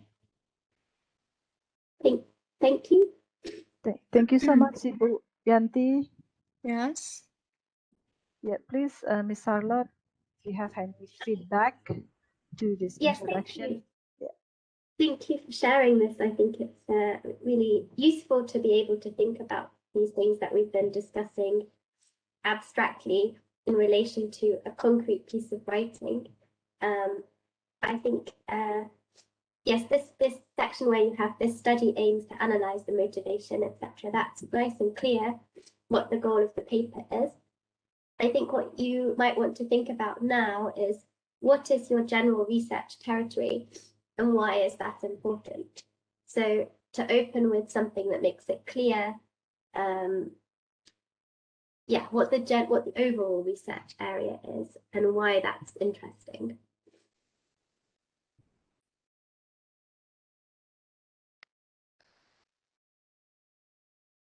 Saya bisa berkomentar juga ya, saya pikir. Yes, please, Prof. Arke. My immediate reaction to this, I think this is common problem for us when we write a journal article, especially in the introduction. I think, what is the title of this paper? Balinese woman motivation in higher educations. Okay. Introduction-nya berapa halaman ini? Jadi seperti dibilang tadi mesti concise ya. Yeah, this is only 3 pages, Bapak, because I try to make it sesuai dengan apa yang diminta sama jurnalnya. Kan ada template, jadi paragraph untuk the paragraph for the introduction is only 2 or 3 pages. Ya. Jadi intinya intro itu seperti begini. Biasanya orang buat jurnal itu minimal di bidang ilmu saya itu sekira 20-25 halaman biasanya ya. So intro it's an analogy like the head and the body and the summary or the conclusion. So proportionally, the more concise the intro, the better, unless you need some sort of elaborate discussion in the intro that is critical to give the orientation for your reader. Then I suggest that the more concise, the shorter, the better, so long that you have the elements as Charlotte just mentioned. Okay. So mapping out the territory, the research territory. So if you look at your first paragraph, can I have a look at your first paragraph? Yes. Yeah. Yeah. So think about the pace. Pace artinya speed, kecepatan dari apa namanya. So I'm sorry to switch to Indonesian. So Go ahead. the pace of a paper in terms of storyline ya.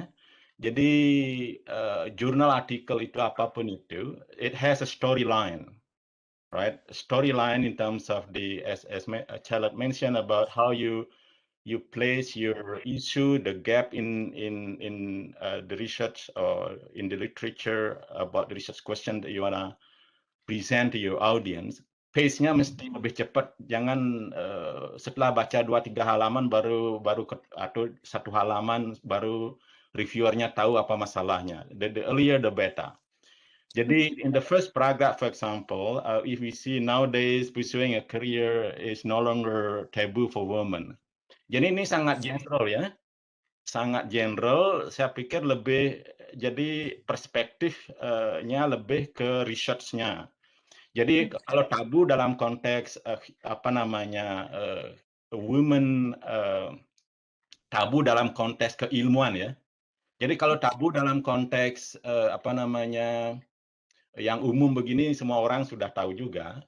Tapi intinya sekarang mesti the first line, the punching line, the first paragraph already see how you contextualize your question, the question of being taboo in terms of current research question in social sciences, for example. Apa isunya dalam konteks keilmuan begitu, menurut saya. Jadi the sooner you put the issue, the contextualization, the research territory, the better. Itu saya pikir. Thank you, Prof. Arka, for the feedback. Thank you, Prof. Arka. Ada feedback lagi dari Bapak Ibu yang lain? If there's any other feedback for this paper? Ampura menyela cuma 10 detik manten. Tadi Please, nampaknya Pak Prof. Budi. Arka, Ibu Dia dan Titiang tiba-tiba keluar lagi dari breakout room nih, Prof. Nih, Prof. Arka ya.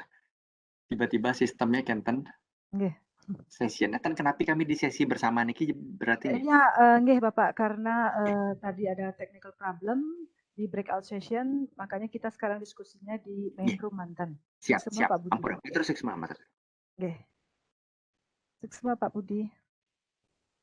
Is there any other feedback? I had something. Yes, please. What I thought was quite interesting actually was when you introduced your paper, you gave a quick summary for everyone else as to what the general topic was. I can't now, unfortunately, remember specifically what you said, but you said something like, this is a paper about X topic. And I think that ought to be immediately clear from the first thing we write. So it's quite useful actually to think, how are you going to summarize what your paper's about to a wide audience who aren't experts in the field? And if you can come up with that, 1 or 2 sentences that explain what the paper's about, that's the thing you should start with, really, as Prof. Wyan said, to kind of make the research territory immediately clear. So, yes. So it's meant that it's okay if, like Prof. Arko said, that we have to write down the crucial things from this research for the first, for the opening statement, and also we put the aims for the opening statement. Is that okay? We write like that, or we have to structurize it based on what you already present, Ms. Charlotte? Yes, I think if the opening statement establishes the research territory, more or less, this paper is about this topic, and this topic is interesting because, and then later on, but there's a gap in the literature because this and this hasn't been answered yet. And the aim of this paper is to answer that because it will enable us to know more about the motivations of Balinese women. And this is important because X, Y, and Z. It will have far-reaching implications for, whatever topic you think it will have far-reaching implications for. Okay. Bisa berkomentar umpamanya di ide yang sama, perspektifnya dibuat sedemikian, umpamanya begini. Umpamanya yang pertama umpamanya previous research has discussed taboo for women across cultures in terms of whatever it is. Okay.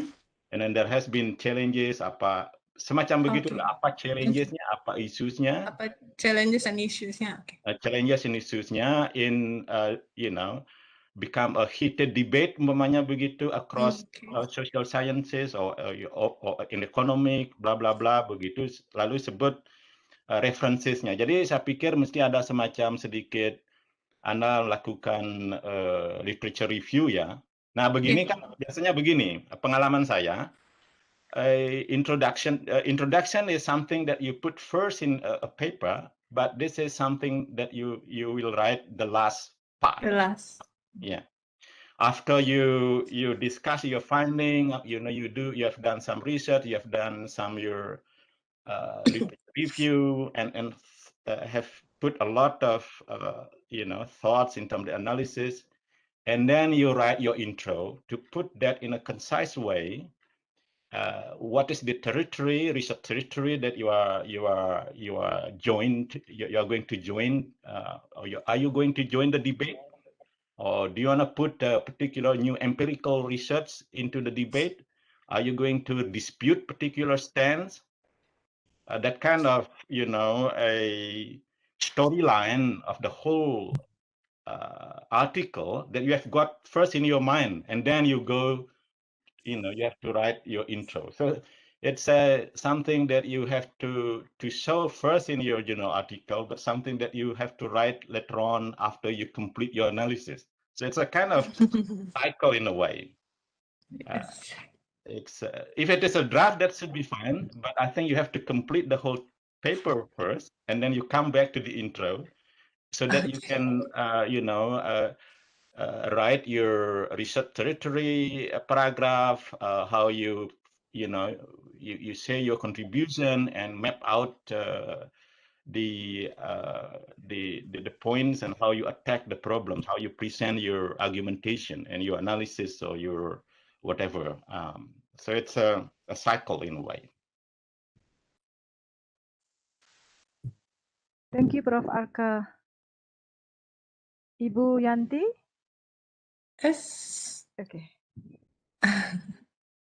Okay, I think that's all for the first presenter. Now we're going to move to the next one, please. Ibu Bapak yang sudah ready bisa langsung share konten. I think due to the time limit, we're going to have 2 or 3 more presenters. Silakan. Ibu Tri, mungkin yang coba ya. Raris Share Bapak. sedikit ya. Tapi ini artikelnya masih prematur sih. Yang coba. Tidak masalah, Pak. Yang penting mendapat masukan, feedback. Ampura, kalau saya bisa, saya ingin juga maaf, Pak. Apa bisa saya masuk ini? Sudah kelihatan, Pak? Oh, siapa dulu? Silakan Ibu dulu ya. Tidak tahu. Yang mana yang bisa, saya sih mencoba karena susah banget sinyalnya. Saya diputus. Apa bisa terlihat? Baru akan bisa ini kalau begini tanda-tandanya. Ya. Sudah ada, cuman belum muncul ininya fontnya. Yang belakang. Maaf Pak, ampura Pak. Nah ini bilang dia. Terus.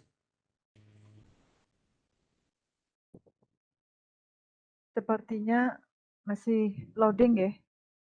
Loading, and then I will show you my introduction, right? Yeah. Okay. Yeah.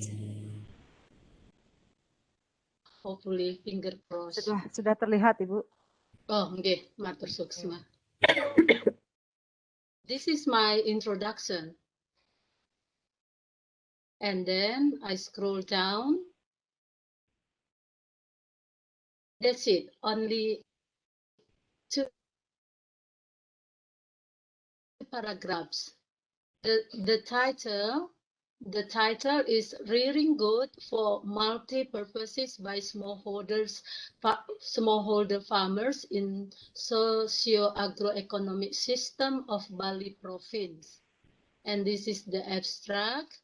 And then the introduction, only 2 paragraphs.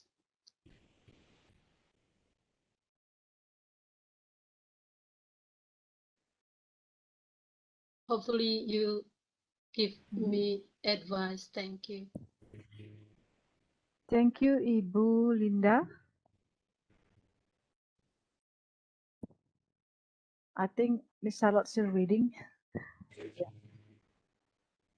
And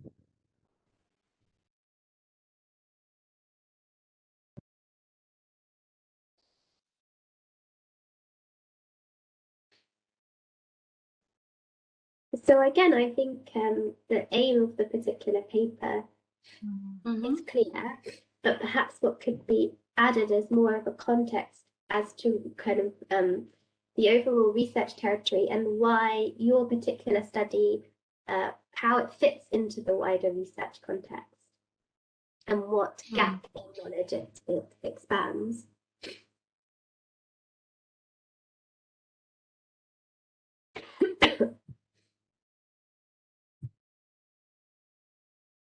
What should I do to improve the introduction then? So I suppose, what would you think that the overall research territory of the paper is, if you had to kind of summarize that? This is the summarize that put in abstract. In summarize, the increased awareness of Balinese socio-agroeconomic system helps smallholder farmers in formulating strategies of rearing goat for more organic fertilizer and milk production, aid kurban and mecaru ceremonies, and conserving gembrong goat in Bali province. So I suppose what you want to think about is, why is this important, and how can I convince lots of people to read this paper?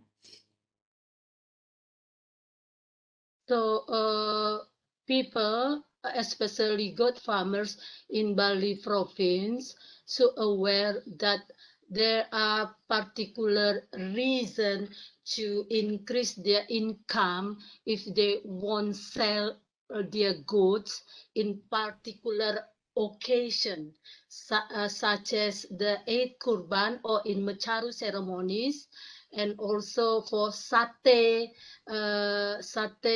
purposes. It is like that the old goat should be goes to sate purposes, and that's it. So in that case, also thinking about the audience of who will be reading the paper, is this, you know, who is the paper aimed at as well? That's another thing to think about. Yeah. For sure, it's not that good farmers, but the stakeholder, especially the institution or department of agriculture or livestock department. So we aware that that the farmer should rear goat in particular regency based upon their resources, especially for food for goats, and then also the special occasion that they wanted to sell their goods. Okay, so then to kind of summarize that and think about who your audience is, if you're talking to departments and stakeholders, to make it clear that that's the sort of implication of the paper. Okay. I think, and is there kind of a larger context that this paper fits into?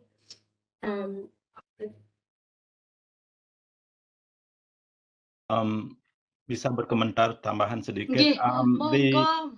Kan Prof. Arke. Pertama, memang agaknya terlalu pendek menurut saya dari sudut saya ya, 2 paragraf. Jadi mapping out bagaimana penelitian ini akan disampaikan hasilnya juga mungkin agak terlalu pendek ya. Paragraf kedua saya lihat goalnya sudah ada, tetapi ini ada dua hal ya. Satu, antara abstrak dan intro itu kan ada overlap sedikit ya biasanya. Abstrak itu memang abstrak ya, pendek sekali, apa namanya, itu menjelaskan ke semua masalah dari apa namanya, sedikit semuanya ada di abstrak begitu. Sementara di intro itu biasanya itu mirip ada sedikit dengan berita, tetapi dia lebih mengorientasi readernya terhadap keseluruhan bagaimana kita itu attack masalahnya, kan begitu. Oke, Prof. Itu satu. Jadi sehingga biar jelas, kalau saya jadi reviewer, saya akan baca abstrak, saya baca intro, saya sudah bisa dapat persepsi atau apa namanya, gambaran seberapa menarik. Jadi begini menurut saya, kalau kita menulis jurnal artikel, persepsikan diri atau tempatkan diri sebagai reviewer, begitu mungkin lebih bagus ya. Begitu. Jadi supaya jangan kita engage pada diri kita saja, sehingga kita lupa bahwa nanti jurnal artikel kita ini direview oleh smart academics. Oleh smart academics. Jadi reviewer itu biasanya smart academics ya. Jadi pace-nya mesti bagus, pace-nya, kecepatan memberi ide storyline daripada paper itu di abstrak dan di intro. Kalau saya jadi reviewer misalnya begitu, lihat abstrak, lihat intronya, lihat summary conclusion-nya di belakang, begitu. Kalau itu tidak bagus, sudah kita tidak usah habiskan banyak waktu untuk mereview orang, begitu. Jadi letakkan diri di situ. Jadi kalau saya lihat intronya ini, jadi intro itu akan melihat sejauh mana perspektif teritori dari yang dibilang oleh Charlotte tadi. Penelitian ini ditempatkan dalam konteks komparatif sebelumnya di Bali, umpamanya apakah ada sudah pernah penelitian seperti ini. Itu satu. Dalam konteks tipologi, kalau di ilmu saya, tipologi di berbagai tempat lain, begitu. Jadi secara areal ya, di Bali ada, mungkin di Lombok atau di tempat lain atau gimana, di Indonesia atau di luar negeri. Jadi secara teritorial. Dan juga komparatif secara interdisipliner. Tadi saya lihat ada orang yang ingin begitu. Jadi bagaimana dari sudut orang seperti menyadari sosial budayanya kah, dari ekonominya kah, adakah sudah ada penelitian dari perspektif lain yang bisa penelitian ini dikontekstualize secara komparatif. Itu mesti disebutkan di intronya seperti tadi itu di tempat bagaimana kita menjelaskan riset kita.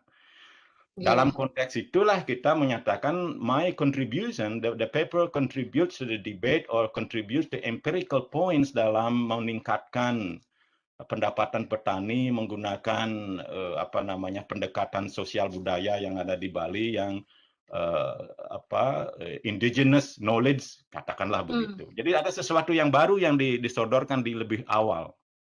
Lalu dalam paper ini, lalu paragraf kedua, setelah dijelaskan tujuannya, itu paragraf keduanya berisi dalam paper ini akan diadres cuma sebagian kecil aja begini. Sebab awareness terhadap isu-isu yang terkait dalam paper yang berjumlah 20 halaman belum tentu mampu mengadres semuanya. Jadi limitation itu mesti dikasih tahu juga kalau mampu menunjukkan itu, kan begitu. Jadi ada semacam big picture yang diadres, tetapi juga practical apa namanya, honesty dalam mengadres big pictures itu, sejauh mana big pictures itu mau diadres, kan begitu.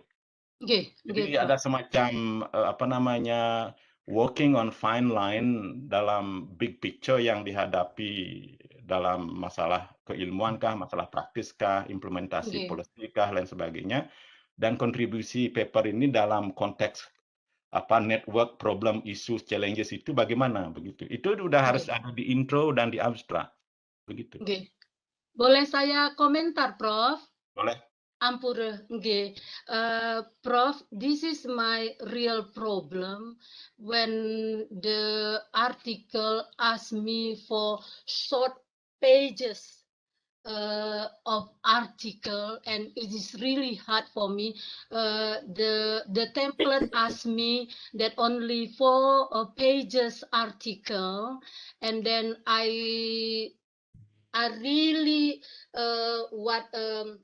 selected what should be put into that, and unfortunately the previous research haven't written about this, so this article might be the first article about the rearing goat for the multi-purposes, especially the socio-economic background. I think this is the issue of everybody. It's not only in writing a paper, but also in writing a grant. I think if you put yourself as a reviewer, I think the first question you ask is yourself is how this is the tension. A good paper is a paper that has a detailed, specific, empirically grounded discussion, right? Yeah. On the other hand, it should be coherent as we talk about, and then also it should have one limit. There is a constraint of ada maksudnya memang. So there is a purpose to have a short paper because you are forced to be explicit, to be condensed, to be precise, rather than going around and around, right? So the way out of this is not to be ambitious. Not to be ambitious in making or writing a grant or writing a paper. That is to say, if you have a complex issue, just pick up one angle, one point, and then focus on that point, and then publish more papers later on. This is good. You look very productive with the same theme. You just pick one angle at a point, right? And that is usually the practice. We focus. So a paper should have a focus. And a paper should have a good analysis. What is a good analysis? Grounded in the empirical basis. Your paper should have a good theoretical discussion if you are interested in a theory, a particular discipline. And it should have a discussion on comparative, in my perspective, comparative in the sense that how your current finding is placed within the discussion of previous research, either within particular area or within your particular discipline or across disciplines. And then only then you straddle down and then you put just like orang seperti berjalan di hutan, bagaimana you menemukan jalan di hutan walaupun ada pohon-pohon banyak, besar, kecil dan sebagainya, kita tahu di mana kita berada, kan begitu.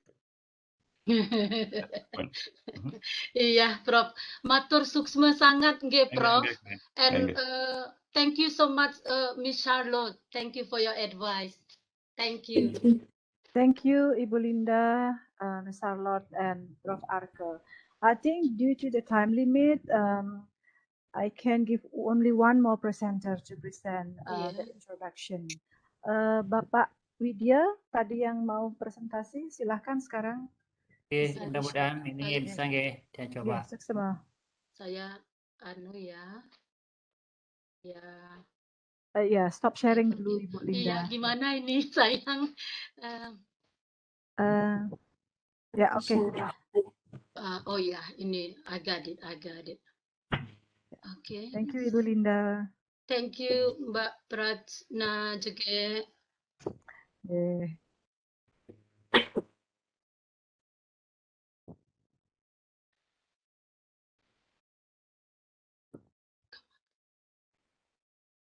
Sampun sudah stop sharing nggih?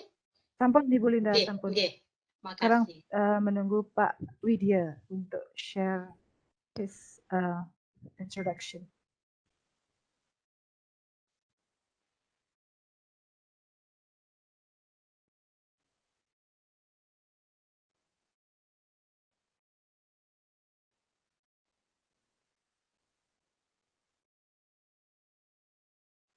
Ya, sudah terlihat. Silahkan Pak Widya. Bu Tri, Prof. Arke, bisa terlihat ke? Bisa dibesarkan sedikit ya, kecil-kecil sekali. Can you zoom kecil in? lagi dikit ya.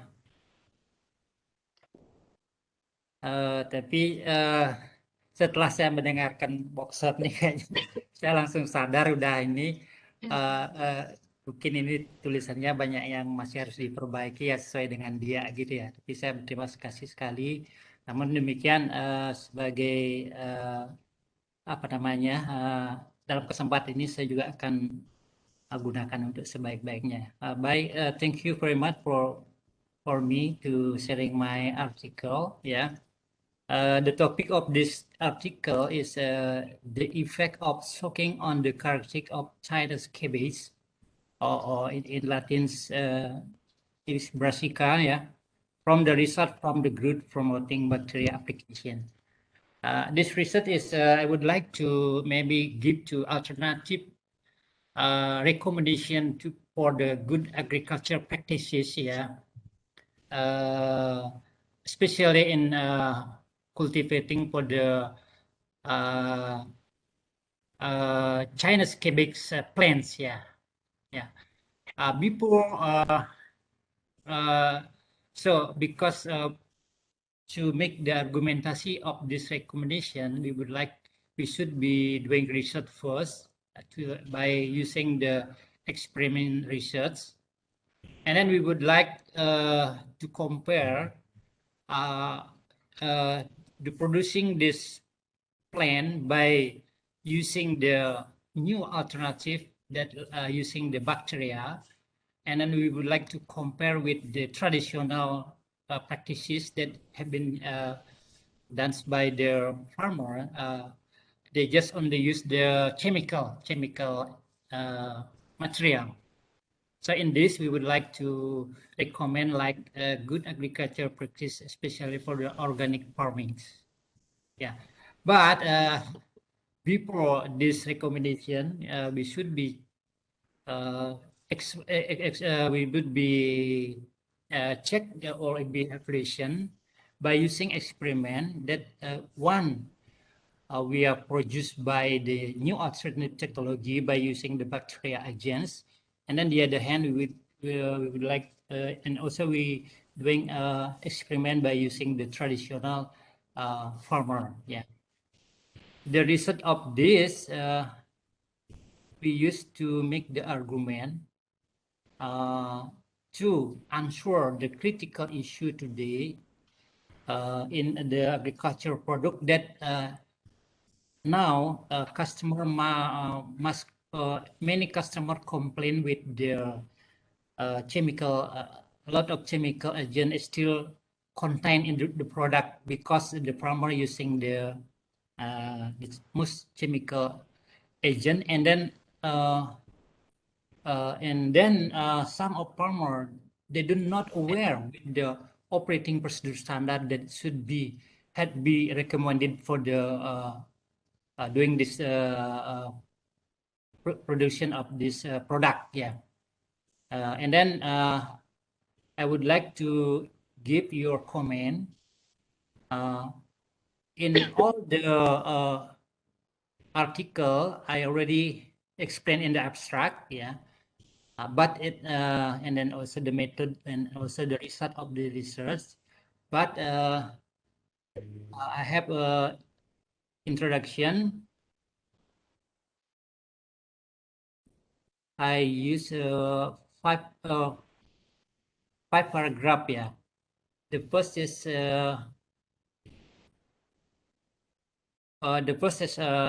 introduction is give information about the total production, I'm not start with the critical issue. How do you think about this? Because in this paragraph number 1, I explained about how many the produce of this plant, the production like that, not direct what the critical issue of this for the product. How do you think about this? Thank you. I'm afraid I can't see the actual paragraphs very easily, but it sounds like from what you've described that some of that content could be moved into the main body of the article, and that in the introduction you might want to focus solely on the kind of the main issue and establishing the kind of overall research territory as perhaps organic farming or something broad like that, and then moving from the very general to the specific topic that you're looking at and explaining why running these particular experiments is important in the sense that it fills some gap in knowledge or makes some significant contribution to the field.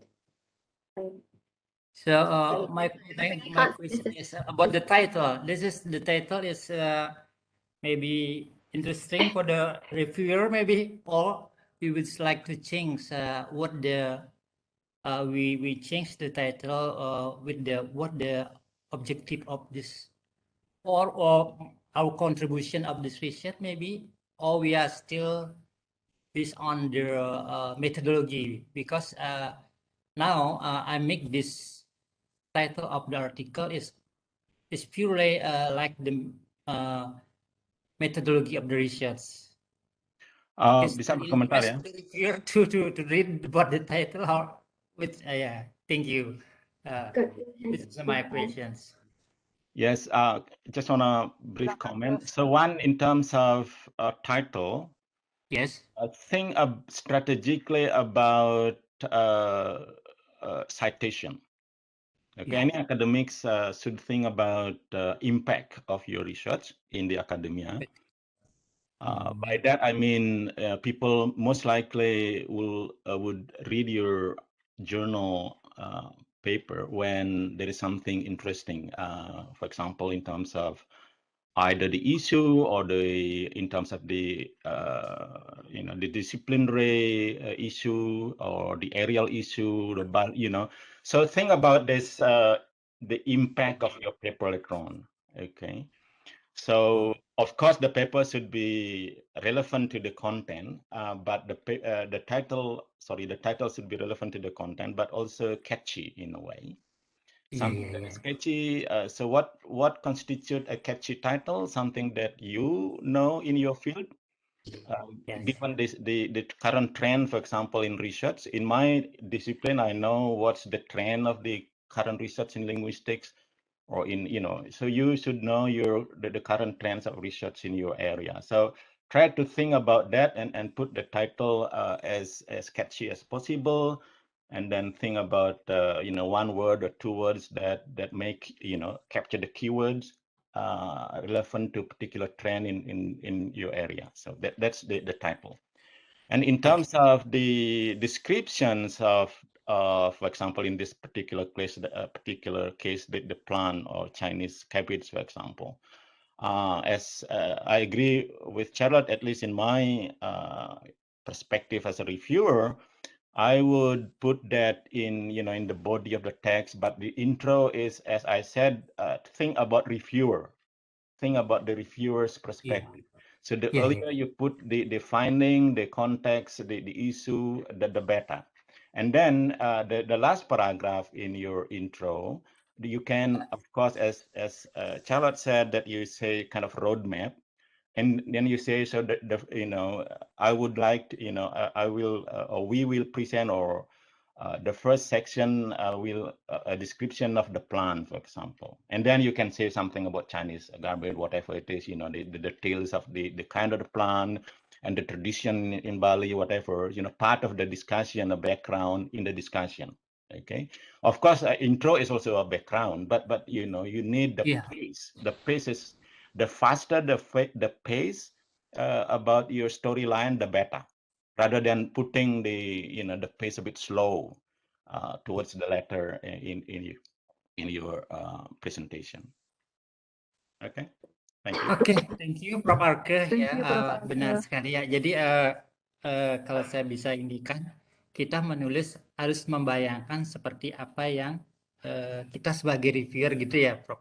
Ya, maybe. Yeah, betul. So I just want to highlight, your reviewer is a smart academics or academics.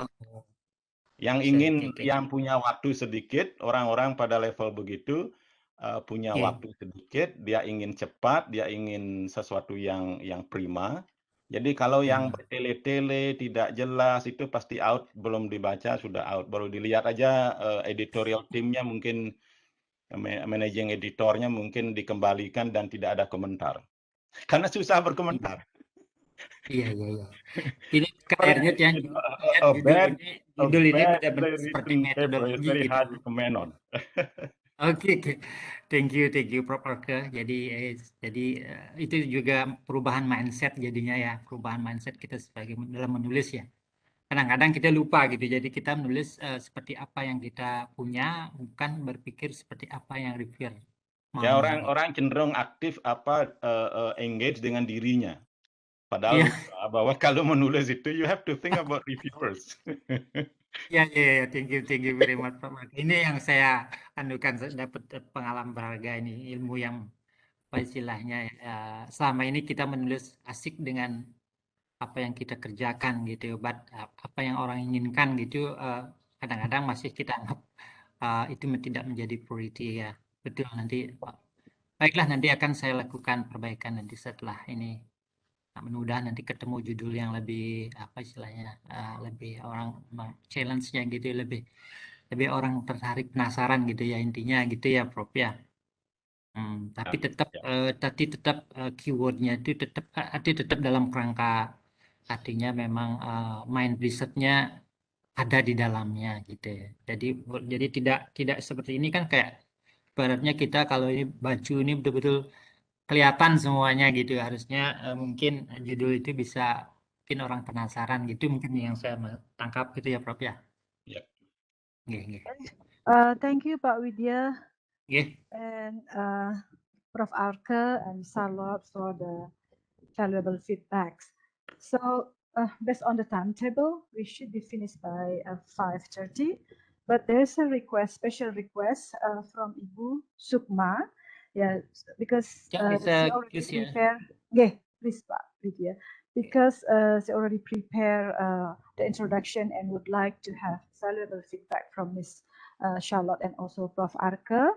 Now I invite Ibu Santi, right? Ibu Santi, to share your introduction. Please, Ibu Santi dan Ibu Tita.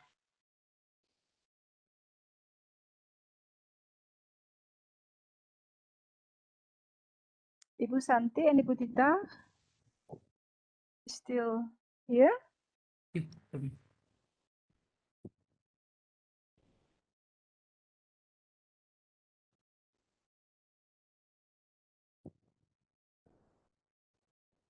Ibu Santi.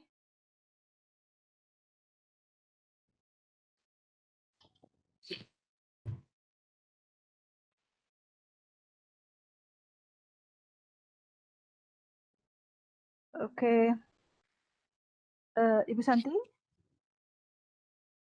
and Ibu Tita.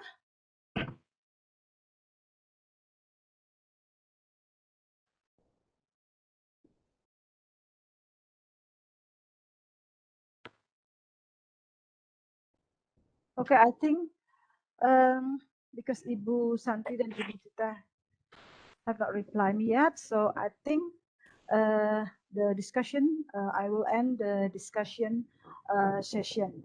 So thank you very much for the discussion, Bapak Ibu sekalian, especially for Ms. Charlotte and Prof. Arke for your valuable feedback for all presenters this afternoon. I personally learned a lot from the presentation from Ms. Charlotte, also from Ms. Arke on the discussion. I believe all participants will feel the same. Before closing this session, let me say a few sentences to wrap up the discussion. What I put the information from the presentation and also from discussion, that was the important thing that we have to consider for the introduction, that you come up with the story. What is the paper about?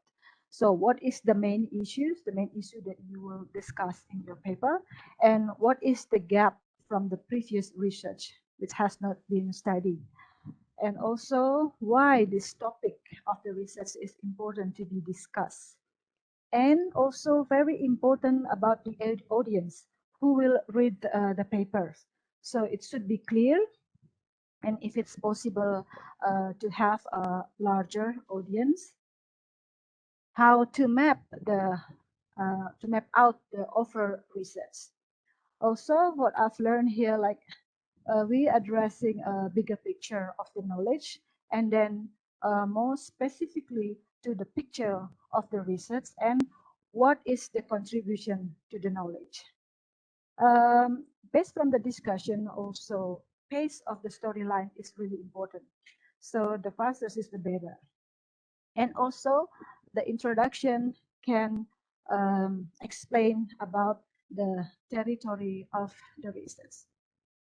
Based on the 6 most important thing that we have to consider based on what Ms. Charlotte mentioned from the beginning is the audience, the purpose, organize, and the style, also the academic flow and the presentation. That's 6 most important thing that we have to consider before we write an academic paper. Again, thank you very much, Ms. Charlotte, Prof. Arka, and Bapak Ibu sekalian. Now, I already closed the discussion and I give the time to Master of Ceremony.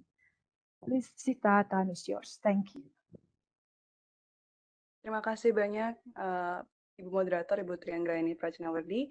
Terima kasih kepada Ibu Charlotte Hemmings atas paparannya dan Ibu Trianggraini sudah membantu acara. Luar biasa sekali Ms. Charlotte Hemmings dan juga Ibu Moderator dalam keadaan kurang sehat juga speaker kita masih tetap bisa hadir, menemani dan bersedia juga menjawab pertanyaan-pertanyaan yang dilontarkan.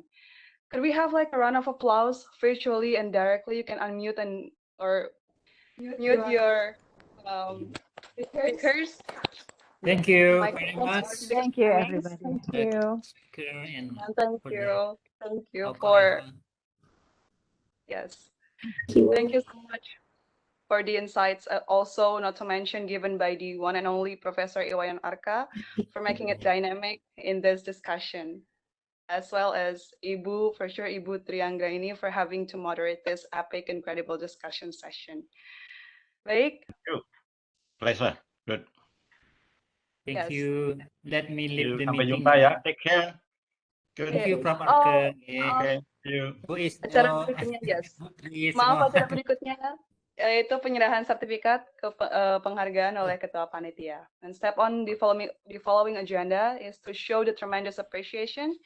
The head of the organizing committee will hand over the speakers and moderators a certificate of appreciation for Ms. Charlotte Hemmings. Therefore, we would like to invite you again, Ms. Charlotte, to turn on your, you already turned on your camera, and the committee will take a picture of you.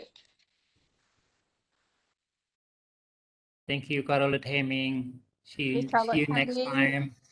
On behalf of Udayana University, thank you very much. Allow us to extend the certificate as our token of appreciation. Thank you very much for attending and sharing the knowledge today for all the lecturers of Udayana.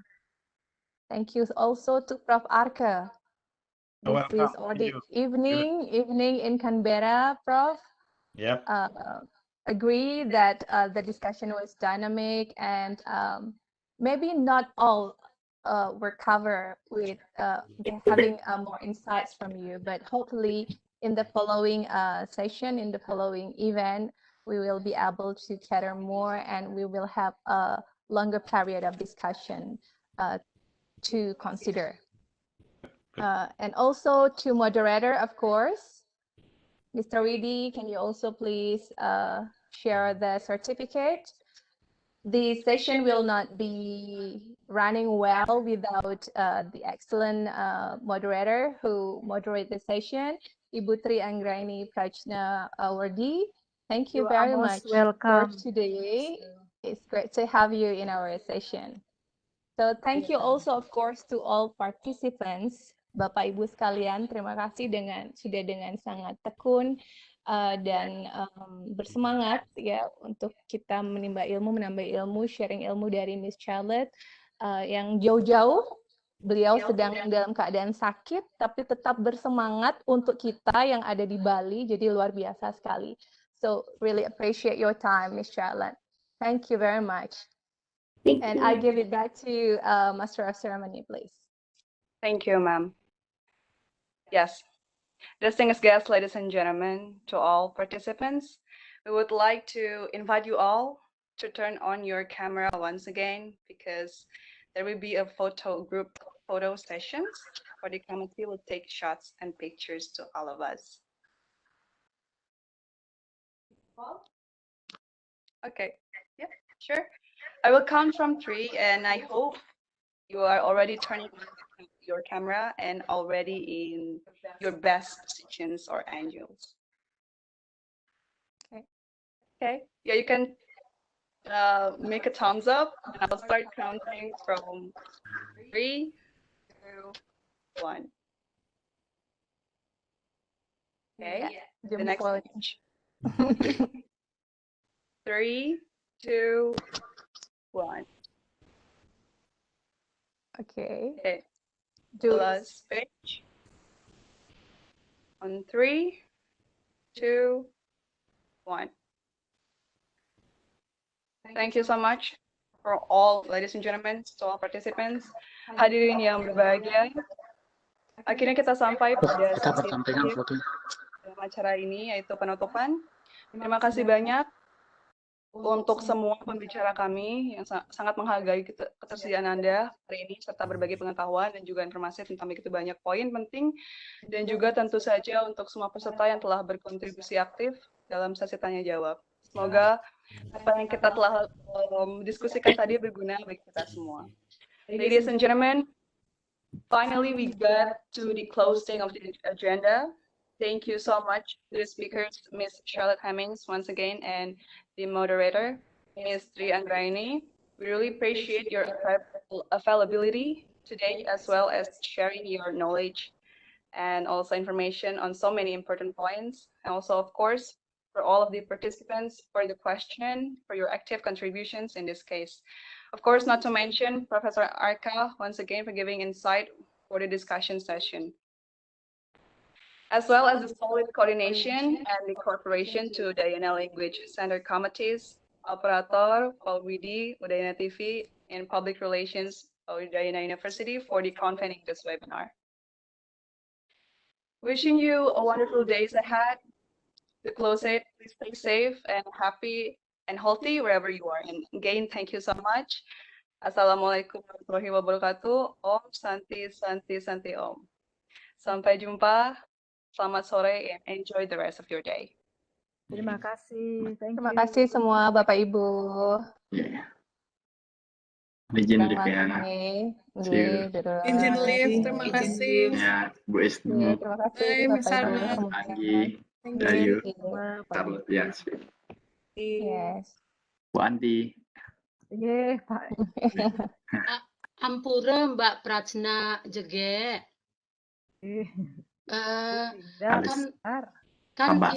Boleh saya ngomong ya 1 menit aja, karena ini sangat baik. This is very important to raise our article, our paper. That it will be great if we run this a workshop like 3 times in a year or 4 times every quarter. What do you reckon? Bagus banget. That Ibu Isnu will decide. Ibu Isnu. Not me. Bu Wisnu, silahkan Bu. Monggo. Ya, terima kasih banyak Ibu masukannya. Jadi kami juga di link untuk absensi in your present list. There are also evaluation questionnaires. So maybe you can give insights for the future event, some kinds of this session, because Miss Charlotte is very busy, Prof. Arka is very busy. Yeah, no. Perhaps we also need to try to find more people to join in. But I mean, today we have an excellent speaker and also evaluator. Prof. Arka is world linguist ya, jadi a Balinese person. Prof. Arka beliau 2, jadi guru besar, professor in Australian National University, jadi universitas terbaik di Australia, and also guru besar di Udayana. di Fakultas Ilmu Budaya. So he is very busy. He has a lots of project, and to request him to attend in this session itu was not easy. But like he managed to attend this. But with our new rector, dengan rektor yang baru, hopefully this is something that will be put into priority, because for sure language centers has very strategic role, and everybody, the lecturers need to write, but there's very limited activities or session like this to improve our knowledge academically. So hopefully in the coming future ya Ibu ya. Artinya masukan Ibu tentu kami terima, tapi nanti tergantung polisi pimpinan juga kan ya. Kami tentu berusaha memfasilitasi itu. It will be good, Bu Isnu, if now introduction and then next the literature review. It's like a series, and then method, and then like how we can make a discussion and so on, like, and also summary. So it will be yes. Us all. Thank you. Thank you, Miss Charlotte. I know you are not very well, but you give our your share. You share your expertise. Thank you very much. Thank you. You're welcome. Yeah, thank you very much, Miss Charlotte. Bye, everyone. Yes, thank you all. Terima kasih semuanya. And thank you all for moderating and organizing the session so smoothly. It's been really a great pleasure to be here. So thank you very much. Thank you. Thank you, Miss Charlotte. Hope you're getting well soon. Thank you. Thank you. Get well soon. Yeah.